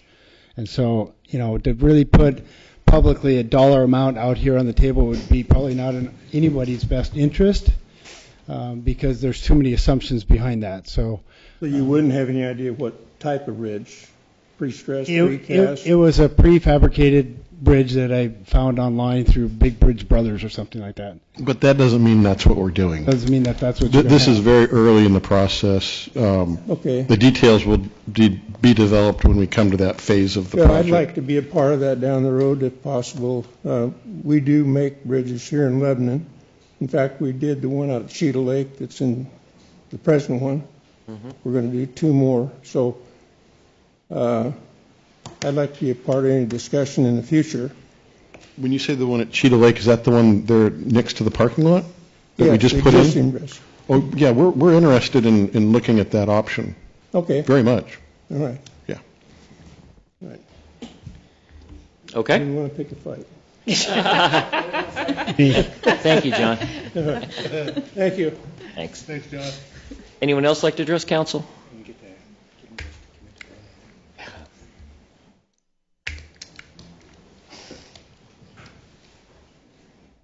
Mr. Mayor and members of the council, I'm Linda Ziedrich, 412 East Ash Street.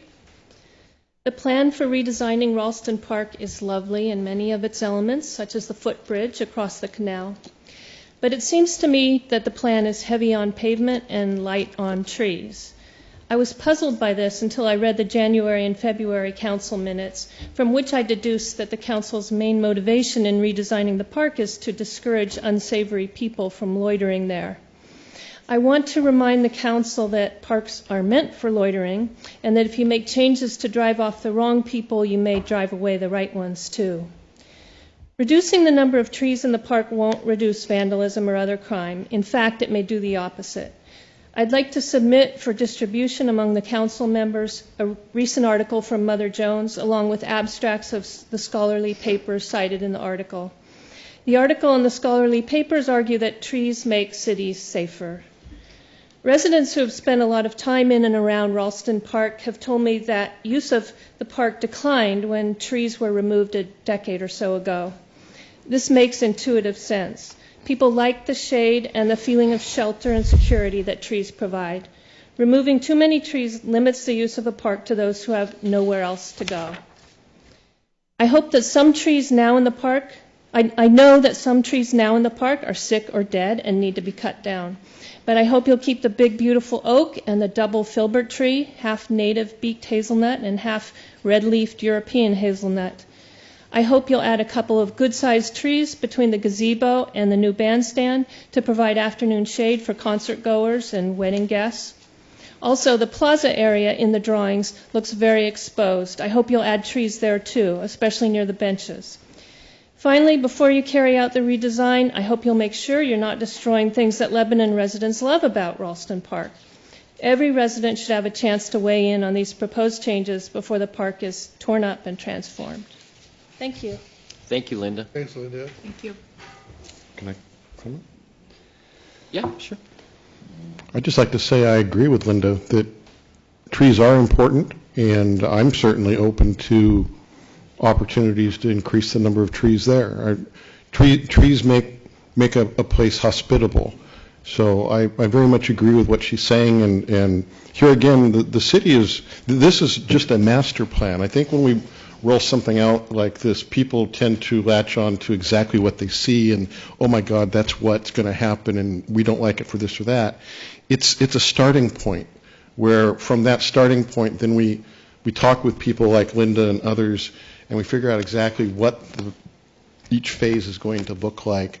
So as far as should there be more trees in the park, I would tend to agree with that, and I would look forward to those discussions with Linda and others to make sure that, again, that the park is what we all want it to be. Thank you, Gary. Anyone else like to address council? Okay, at this point, I'm going to adjourn for a 5-minute recess. Sorry, I didn't give you a Casey extra. Got it. Okay, at this point, we're going to move into the public hearing section on item number 1, annexation, applicant Callaway Primrose Street. And good evening. This is the time and place set for the public hearing in the matter of planning file number 1902-13, a request by Gable Callaway to annex property and establish the residential mixed density zone. Your patience is appreciated as our city attorney goes through the required hearing procedures. Thank you, Mr. Mayor. The procedures are posted on the wall in 2 convenient locations. If anybody has any questions, please feel free to raise them. These procedures are followed so that everybody has an opportunity to present their case and that this council follows the Oregon law. At the commencement of the hearing, the councilors will announce any ex parte contact or conflicts of interest. If there are any questions about what those are or whether you may have one, please raise it and we can discuss it. We'll start with the staff report. It will be presented by staff, and it should include information staff believes to be relevant to the identified criteria from the city's comprehensive plan or land use regulations. We'll then have questions of staff by councilors, open it up for public testimony. Audience may provide oral or written testimony concerning issues that are relevant to the hearing. Please note the failure to raise an issue, including constitutional issues or other issues related to the proposed conditions of approval, if any accompanied by statements or evidence sufficient to afford the council and the parties an opportunity to respond to the issues, precludes any appeal to the Land Use Board of Appeals. We'll have testimony by witnesses, start with the proponent and the applicant and proponents of the application. We will then allow opponents of the application and then rebuttal if any. We'll then close the public hearing, at which time the council, it will be closed and for deliberation by city council only, and no new evidence will be allowed at that time. Discussion will be limited to the council. The decision is generally made this evening. The decision will either be to approve the application where the council has found that the criteria have been proven, or deny the application if the council finds that the applicant has not sustained their burden of proof. The council may approve an application with conditions for approval which are supported by the facts in the case and the land use plans or regulations. Go ahead and open. I think we've already opened it, and you can ask for any ex parte contacts or conflict of interest. Okay, the hearing is now open at 7:48 p.m. Is there anyone in the audience that objects to the notice that was sent in this case or to the jurisdiction of this body to hear and consider the case? Okay, see none. Do any councilors wish to declare ex parte contact, conflict, or bias? No. Okay. Seeing none, we'll have the community director present the staff report. Okay, thank you, Mayor, members of the City Council. Again, this is planning file 1902-13. It's an application to annex 5 parcels of land totaling 0.73 acres located on the east side of Primrose between Taylor and Alder Streets. This property is definitely located within an urban growth boundary. Services are either available or can be extended to serve the site. It is currently designated residential mixed density. The attached ordinance, Exhibit B, goes through the detailed findings in support of this request. I will simply note the Planning Commission conducted their hearing on April 17th. They reviewed the material, and so there is certain recommendation that the City Council approve the annexation and in the process establish the residential mixed density zone. With that, I'll be happy to answer any questions that the council may have. I had a difficult time reading this map, both online and the map itself. Okay. Give me a little bit better area where this is. I'm not familiar with Taylor. Okay. Primrose. Community garden area, right? Porter Park area? Yes, this is. That's what I wanted to do. This is in Russell Drive. In fact, Les Schwab is to the west. Okay, perfect. Porter Park would be right there. Okay. I could not read a street name on this thing. It was just really my eyes or whatever. But anyways, okay, that's what I wanted to know. I don't think it's your eyes. I think it's the transfer from PDF to Word or something. Okay, So- gotcha. One more time, where was this? I might have had It's the over wrong by location. Porter Park by Russell and kind of that new area where we got the airport extension going through. Kind of behind Les Schwab. Les Schwab. Okay, so it's directly behind. Les Schwab, yes. Yes, it is. Okay, thank you. Yes. I'm just curious, I know this doesn't really have a factor on the annexation or anything, but was any of this to do with the neighborhood is building up and looking better, do you know? Or? I think we're seeing that bit by bit. In fact, it was interesting at the Planning Commission meeting, a property owner to the east was asking, how does this impact me? And I think the Planning Commission was very positive, saying, look, this development, whatever they do there, they're extending services. It's going to make it easier for you to extend services when you want to develop your property, because she was really concerned with cannot replace the septic and the well may not be in good shape. So I think we're starting to see sort of some movement out there. Very exciting. That was going to be my question when I read here that the water in the storm sewer must be extended. So that's on the developer then? Right. Right. It can be. Well, am I correct that this is within one of the incorporated islands, unincorporated islands in the town? Yes. Okay. Yes. So it's also in the Cheetah Lake URD, I believe. Yeah. Council may be aware of this already, but we have several instances around town where over time properties have annexed and have created islands of territory that is not annexed. And ideally, over time, you want to see those fill in, and this is a step in that direction. Absolutely. That's what I wanted to point out. Yes, And this is indeed. also an area that has been infrastructure distressed, if you will. I think that's a And- polite way of putting it. Yeah, and so to see this happen on the heels of the rather large investment that urban renewal made in this neighborhood is reassuring that that was a good investment for the city. Absolutely. Any other questions of staff? When they're annexed into the city, the septic and that kind of stuff that's on site, what are their requirements to addressing that? They are welcome to go ahead and always maintain a septic or well. If they have to replace the septic and they're within 300 feet, and Ron's here to correct me if I'm wrong, if they're within 300 feet, they have to make a connection to city services.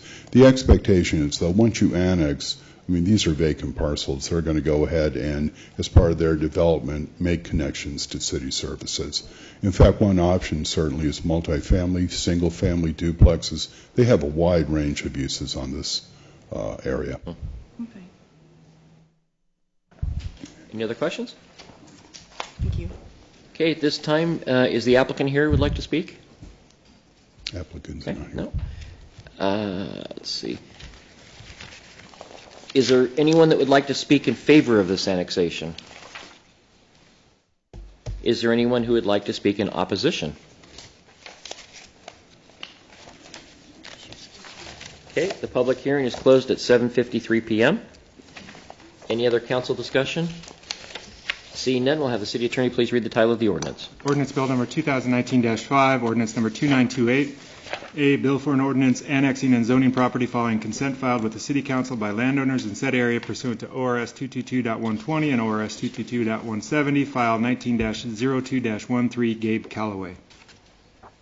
Call for motion. So moved. Second. It's been moved and seconded to approve annexation PF number 19-02-13. All those in favor say aye. Aye. Those opposed? The ordinance passes.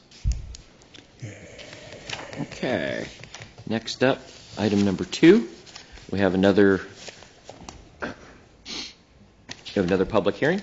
Good evening. This is the time and the place for this public hearing in the matter of planning file number 19-02-14, a request by Jim Vandehay to annex the property and establish the residential mixed density zone. Your patience is appreciated as our city attorney goes through the required hearing procedures. I believe everybody was here when we went through them. If anybody has any questions, they are again still posted on the wall, or you're free to raise any questions that you have. Seeing none, I will move forward. Is there anyone in the audience that objects to the notice that was sent in this case or the jurisdiction of this body to hear and consider the case? Do any counselors wish to declare ex parte contact, conflict, or bias? Good. Okay. Will the Community Development Director please present the staff report? Okay, thank you again, Mayor, members of the City Council. This is about an 18,000 square foot parcel that's located on the west side of South 7th, basically across the street from the football stadium. There's a single-family home on there. It's located within the county. Again, another one of those island properties, if you will. The applicant is requesting approval to annex the property into the city. There was also a concurrent request to partition the property, effectively dividing out the single-family home. The Planning Commission reviewed this request. They made a decision to approve the partition subject to obviously, your approval of the annexation. For the record, again, Exhibit B contains all the detailed findings. This piece is certainly within our urban growth boundaries. Services can be extended, and it was the unanimous recommendation of the Commission that the Council approve the annexation request. Again, the subject before you tonight is annexation, and the partition was approved subject to the final approval of the annexation. Okay. Does that conclude your report? That's it, sir. Okay. Sorry about that. That's okay. Does the council have any questions of staff? Question, Walt, in that same geographic area, how many tax lots are there that might at one point need to be annexed? I'm really not sure. In fact, the That's a pretty large area. piece directly to the south of this was annexed, I want to say, about 2.5 years ago. They built a fourplex there, I think, and then so now this piece is next. I'm seeing this domino effect. One does it, someone else will do it. It'll take a little while, but as the services are there are advantages. In fact, that's really the only way you can develop your property with those services. And the only way to get them, you have to annex. Because there's that piece on the corner of, which would be Stoltz Hill and that would be airport, though, wouldn't it? Yeah. Airport, yeah. Yeah. That's all I have. Any other questions? Okay, at this time, I'll ask for the applicant's testimony. Is the applicant here? No comment. Okay. Thank you very much for coming. Okay. Let's see. Is there anyone that would like to speak in favor of the annexation? Is there anyone who would like to speak in opposition of the annexation? Sure. Come on up, and if you'd give your name and address. My name is Jim Bradford, and I'm a property owner located just to the north of this property, 1910 South 7th Street. Okay. Mine isn't necessarily in opposition. I was just wanting to know some of the details of it, what was being planned, because I'm obviously the adjacent property owner, so it would be really nice if I happen to, know what was planned to go there. Am I allowed access to that information? I don't know. Walt, could you give us that? Again, I'm not necessarily opposing it. I'd Sure. just like to know what's going on next door, Sure. just so we can plan it. If there's construction going on, because it's a business and stuff like that, we have to plan that, for access and, noise and, all kinds of, stuff going on. Sure. Once it's annexed into the city, it is zoned automatically residential mixed density. Part of this request included a partition. So there will be one parcel about, I want to say 6,800 square feet that will contain the existing home, and then there will be a vacant parcel of about 11,000 plus square feet. They can get a building permit right out of the box once it's partitioned to put up a single-family home or a duplex. If they wish to go beyond that in size, they have to make an application through staff, and I think the most they could get on there based on the square footage would probably be a triplex. That's probably the upper limit here. And so, again, single-family home, duplex, building permit, anything else they would have to come in for a land use application, and as an adjacent owner, you would be notified. Okay. Okay? So right now, we're just on the annexation of the That's property. all. Is that it? Okay. That's all we're doing right now. Yes, sir. Very good. Is there any idea on the future of what's going to be in business? No, but I will say the applicant is here this evening. You may want to have a chat with him. How's that? Would you be opposed to sharing some of that information with the Jason? Oh, okay. Do I know like road access and stuff like that? There's a flag lot in front of it, and the driveway is right next to you. Okay. You have to kind of figure out what's going on. You know, do you have any plans for what's going on? I don't have a plan.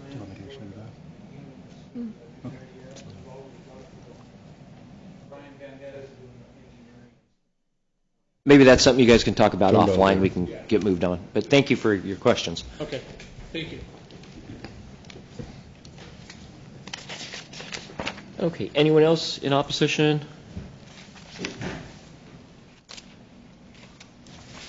Public hearing is now closed at 8 p.m.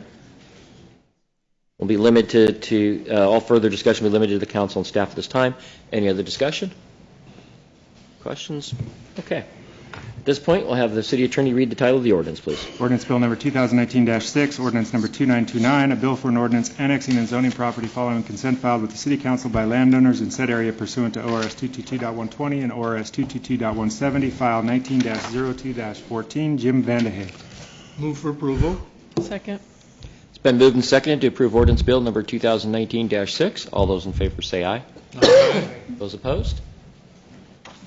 The ordinance passes. Thank you, Walt. And the public hearing is closed.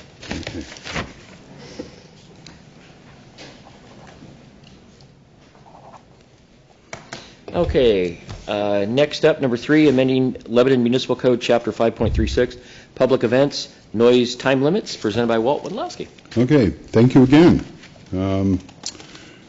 I think there was an issue with regard to the event Guitars Under the Stars. There was a noise complaint, and staff was asked to look into some potential options or amendments to look at. I will note that Chapter 5.36 basically looks at the public event permitting process. Now, for city-held properties, a public event permit is not required because these properties are basically excluded. They are designed to have a mass gathering of people. In effect, the city has control over who can go there, what they can do, and in effect, their noise limits. Every public event, regardless whether it requires a permit or not, is still required to conform to our noise ordinance. It's Chapter 8.10. My note is that after 10 o'clock, the noise has to drop fairly significantly. For commercial and industrial areas, it's like 70 decibels, but for residential areas, it drops down to about 50, which is effectively background noise for a city. My comment here really is that for an event such as Guitars Under the Stars, the city has the full right and authority, if they wish, to simply say 10 o'clock, you have to unplug. And that would be consistent with our noise ordinance. If it's a private event that requires a public event permit, we also have the option to simply emphasize within our permitting process that, again, at 10 o'clock, we have a noise ordinance and you have to abide by that. At this juncture, I don't see any real amendments that we need to make to the public event permit process. I think it's a matter of if we control the event, it's on our property, we can make this stipulation. In fact, I chatted with Jason Williams and he said whenever we have an agreement to operate, that can be included in that agreement. And any time I have to write a staff report, which one is coming up with the Brewfest, I have to go, I can make that note that 10 o'clock, here are the limitations and you have to follow those. Just because they get a permit one year doesn't mean they can get a permit the next year. They have to follow the rules and regulations. So at this juncture, I don't think there's a real need to amend the code. I think it's a matter of following through with our existing regulations and also the city being very clear on how folks will conduct their activities on our property. Well, I'm sorry. No, and with that, I agree. I read your report, and I think that makes a lot of sense. The one thing I want to ask you is, what is the process right now that Guitars Under the Stars or some big group comes in and is going to use Cheetah Lake, which is our facility now? Right. They get a set of rules? Yes. So when they apply, they get this, or do they have to sign There anything? is an agreement with maintenance in terms of how to operate, times, things like garbage cans. Everything is set up in a way that we have control over how it's done.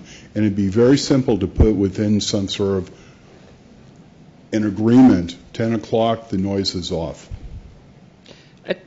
To me, that seems like that should almost be a standard thing that we do. And then if I would there's some think so. special event or some special reason that they could apply for maybe a variance on that. We do have a noise variance situation. Now, I'm not too sure whether or not I would even want to look at a noise variance for, the 4th of July, okay. But, I mean, in fact, if you look at the noise ordinance, it talks about you can have certain bursts of sound after 10 o'clock. So, I mean, that's probably being a little picky. But the idea of constant music going on beyond 10 o'clock, I think we have control over that. Okay. Robert? I remember him discussing the fact that their plan was to unplug the amplifiers and just do acoustic, acoustic guitars after 10 o'clock. Mm-hmm. Do you think, from what your knowledge base is that falls within that 50 dB background level? That may or may not, because even though you're not plugged in per se, you still have a microphone on You got drums. And you have drums, you have other instruments. I'm somewhat concerned about that. Those are acoustic. They're loud. Blowing a little sunshine up our sleeves. I've listened to enough bluegrass bands and whatnot to know it can get real loud. Yeah. And there's no amps going on, other than the sound equipment. One way or the other, you're going to have sound equipment. And I think that would be appropriate to discuss that with them up front. Absolutely. We don't end up with a complaint. Absolutely. When we knew it was coming. I guess part of my thinking is to why add more rules if it's going to be difficult to enforce. Right. I think we have it here in our hands to make these sort of decisions. And again, we control the property, and if they're not a good neighbor, we don't have to allow them to come back. One of the things I noticed, and I looked, Councilor Stauder was at the office today, and we kind of talked about some of the noise ordinance stuff. In our noise ordinance is the same every night of the week. There's no difference for weekend versus weekdays.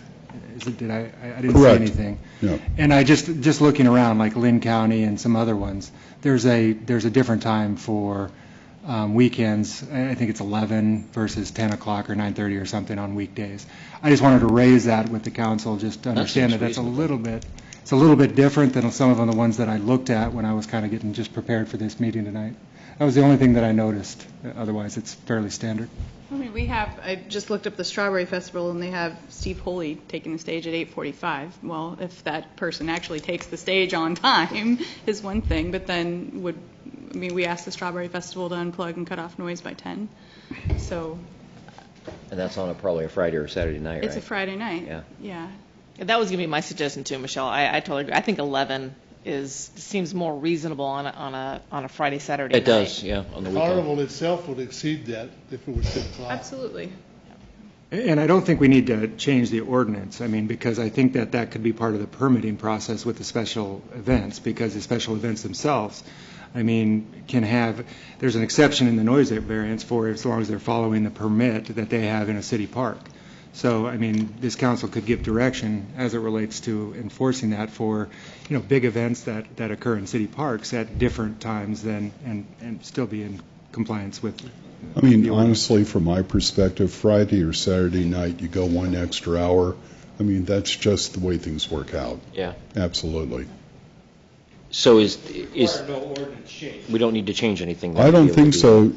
Trey and I will probably have a quick look at it tomorrow at staff meeting, but I don't think it changes. I think we have a consensus that 11 o'clock seems to be pretty reasonable for the weekend. For Friday or Saturday, yeah. yes. Yeah, I agree. Okay. And I'm not certain on a Friday night, even going to midnight for an annual event, like a strawberry festival. Or Guitars Under the Stars. I mean, if they're an annual event too, then. What time does Strawberry Festival wrap up at night? Do you know? About 11? It's usually about 11 o'clock. What does Sweet Home do, I wonder, with the Jamboree? They go to... Oh, geez. Great question. They go to... I don't think they go that Midnight? late. I don't think they go that late. Because I've left after their last ones. Maybe. I think it's probably about 11. Though they have a 10 o'clock show, I know, so probably 11 is about right. Yeah. I thought it was 9, but I could be wrong. Might be. So it sounds like let's look at 11 for the Friday and Okay. Saturday nights and 10 for the weeknights. Sounds good. Okay. Okay, thank you, Mayor. Thank you for your work on that, Walt. Mr. Mayor. Oh, Yes, Gary. I would be remiss if I didn't, at this point, at the risk of being premature, this may well be the last staff report we've heard from Walt Wendelowski. Depending on how the June agenda falls out and how our process goes. Yeah. So with that in mind, I wanted to recognize the fact that the city has been extremely fortunate to have Walt leading our community development efforts. I don't know how many of you know this, but around the state of Oregon, Walt and another gentleman by the name of John Morgan are regarded as the senior, senior gurus. That's what I call them. In the office, I like to call him my guru, and he always teases me about that, and I was going to use that term, so I will. Okay. They're kind of seen as the senior gurus in the state, and they're highly regarded by their peers. Walt has contributed a lot to the profession of community development. He has certainly turned the tide for the city of Lebanon, the way he helped us before my time streamline our processes, make us attractive to quality development.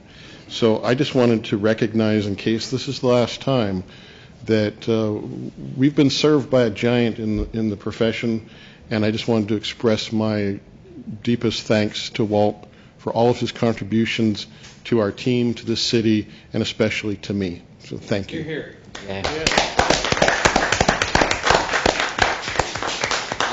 you know me better than that, Gary, and I'm going to get you for that. Wait, I'm not done with you, Walt. I want to thank Walt for something that not a lot of people realize that he did or remember. When we were without a city manager, Walt stepped up. You get a little choked up. He stepped up and he took the helm and became our city manager for a while. And he did a heck of a job. Yes. And he had to go with layoffs. He had to go with stuff that had happened that he had to fix. And we just couldn't have done it without you. And Strawberry Plaza would have never happened, and the downtown revitalization would never happen if we didn't have you. Thank you, Walt. I really appreciate that. I've been doing this. Man, you really caught me off guard here. I will start getting misty-eyed in the car. I've been doing this for over 33 years, and I've never worked with a city that everyone's on the same page. And you don't know how good that feels. Like when I walk into work, I know what I'm here for. And this is one hell of a good community. I'll say it, it's on tape. This is a hell of a good community. And I wish the public really knew how fortunate they are to have this excellent council. The Planning Commission is the best I've ever worked with. And also a management team that understands the importance of working with the citizenry. And again, and I do appreciate the comments, but it couldn't be done by myself. Other managers I've worked with, Gary has been very supportive, and of course staff has always been great to work with. So I want to thank you very much. Thanks, but Mark. I just may come back again next month anyway, just like you. Well, you mean I got We'll to let drive you. to Salem now to talk about restaurants and food? That's right. You got it. I'll meet you halfway. How's that? Okay. Well, thank you again. Have a wonderful evening. Thank you, Thanks. Walt. Okay, accepting the city's 2018 audit report, Matt Apkin, our finance director.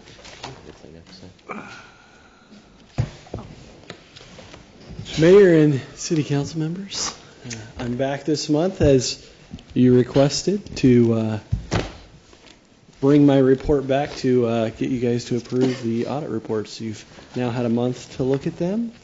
Are there any questions that you have of me or anything that I can enlighten you on? Looked very clean. I didn't see anything that brought any questions to mind. Hey, Matt, it's budget time. It's Yeah. budget time. Yes. It is. I just want to thank you for I appreciated the extra month to look this over. I didn't find anything in there that I have questions about, but I especially appreciated the extra month, so thank you. Yeah, and it really helped me sleep a few nights. It's really good. I will not belabor that. Any other comments or questions? Oh, sir. Okay. With that, Trey just left. Yeah, we got a resolution. All right, yeah, Resolution. We'll have the city attorney read the resolution number 2019-4. It's not legal unless I read it. That's right. Resolution number 2019-4, a resolution accepting the City of Lebanon audit report for year ending June 30th, 2018. Move for approval. Second. It's been moved and seconded to approve resolution 2018-4. All those in favor say aye. Aye. Those opposed? Resolution passes. Thank you, Matt. We'll see y'all next week. Get that budget ready. And utility rate adjustments, Ron Whitlatch. Last but not least. Thank you, Mr. Mayor, City Council. What we've got before you tonight, I actually went back. I'm kind of giving you a little bit of a snapshot of what our upcoming budget's going to look like. Give you the percentages that we're seeing in terms of increase, starting with the water fund. You can see that our transfers this year are going to be about 3.3% more. We're looking at personnel services, which is staff costs, probably about 7.4%, and I give the dollar figures associated with those.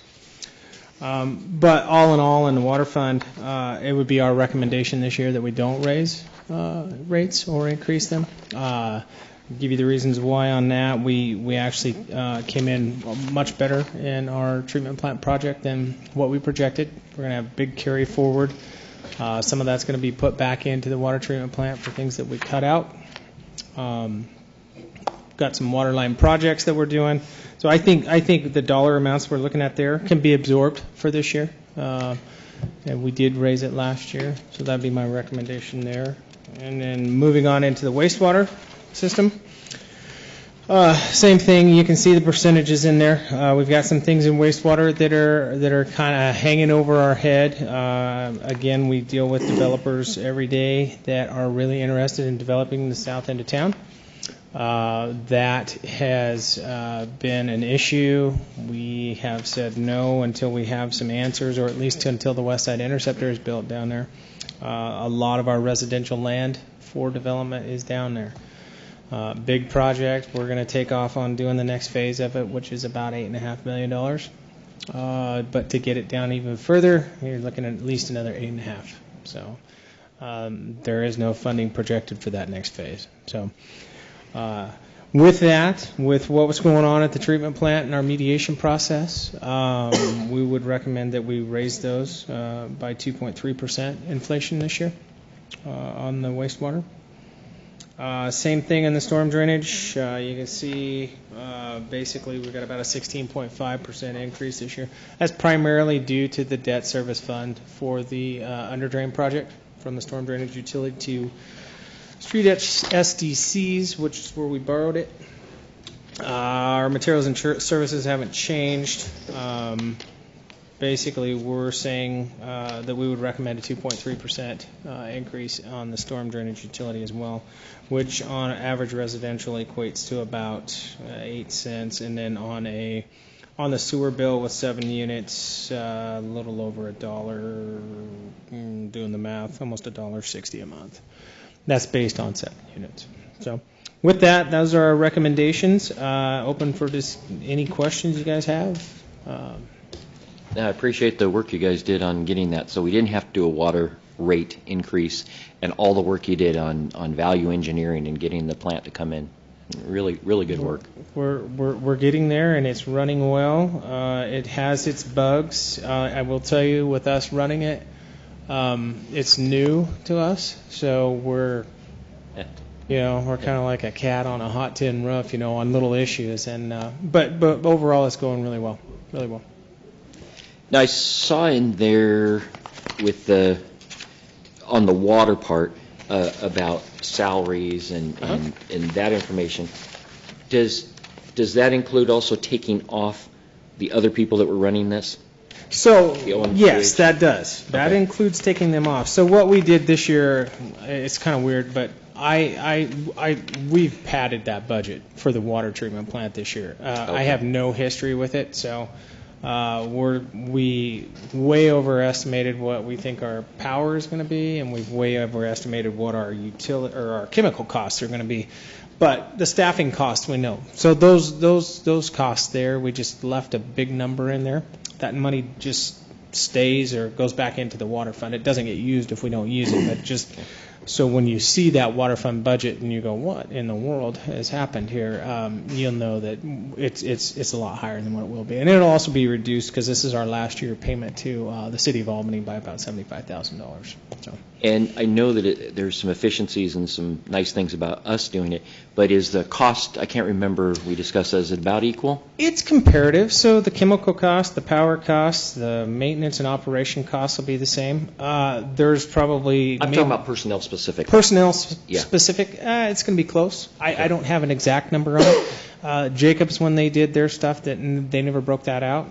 They call it proprietary, so I don't know, if I had to guess, we might be a little bit more, but there's also some benefit to that on the other side. So, okay. Any other questions? Okay, seeing none, we'll have the city attorney read can we do both resolutions at once, or do we need to do No, I'll do one at a time. Okay, we'll do the first resolution. Resolution number 2019-5, resolution adopting the City of Lebanon's wastewater rates. Move for approval. Second. It's been moved and seconded to approve Resolution 2019-5. All those in favor say aye. Aye. Those opposed? The resolution passes. And the next one? Resolution number 2019-6, a resolution adopting the City of Lebanon's stormwater drainage utility rates. Move for approval. Second. Moved and seconded to approve Resolution 2019-6. All those in favor say aye. Aye. Those opposed? The resolution passes. City Manager report. Gary Manager. Mayor Aziz, members of the council, my report is in the packet. I won't reiterate anything that's in there, but on the dais here in front of you, I think you all got a copy of this card about our new community garden. I just wanted to point this out, that garden spaces are available now. The initial appeal to the community, it's been slow for folks paying the $25 annual fee and gaining a plot. But I just wanted to emphasize to all of you here that if you know of neighbors or friends who might be interested in the garden, the time's now. They can contact our office, Lee and my office, and we can get you set up. $25 fee, you get your garden space, soil, compost materials, water, your basic gardening tools, and on-site support from Cheryl Castine, who's a master gardener who is volunteering this first year as our community garden coordinator. It's a heck of a deal for $25. Just want to encourage everybody in the press too, if you can push this out, we would really appreciate it. We know that from many other communities, these community gardens can be extremely popular. I just don't think that the folks who might be interested have received the information yet. So I'm seeking every avenue possible to get the word out. If there's any questions about my report or anything else having to do with the city, I'd be happy to respond. Questions? Okay. Seeing none, any items from council? I have none. I just had one. Just one? I just wanted to say this is the first council since the passing of Shelley, and honestly, this is just going to be a huge void. I didn't know her as long as all of you, but the only reason why I'm here was, as the one woman at Comp Northwest was talking about, that Shelley had the ability to see things in people that they didn't see for themselves. And I never saw myself in this position. You know, I've been a cop for 25 years, and that's what I thought I only knew. And she challenged me, and I said, okay. I'm sad that she can't be here for my journey, but I hope I do her proud. And I just wanted to say that. Good. Yeah, it was very sad. Nice service, though. It was a beautiful service. If you got to attend, it was really well done. Anything else? Okay. Public comments. We have another opportunity for the public. I don't even think we have any public left in here. Okay. And items from the press. You guys have anything? Shaking their heads no. Your choice, your chance. Okay, next scheduled meetings, May 16th and 17th is scheduled, but Matt better not run over the 17th. So May 16th at noon, Budget Committee meeting, and we do have the 17th reserved if we have to. June 12th is our regular session, 6 p.m. The meeting is adjourned.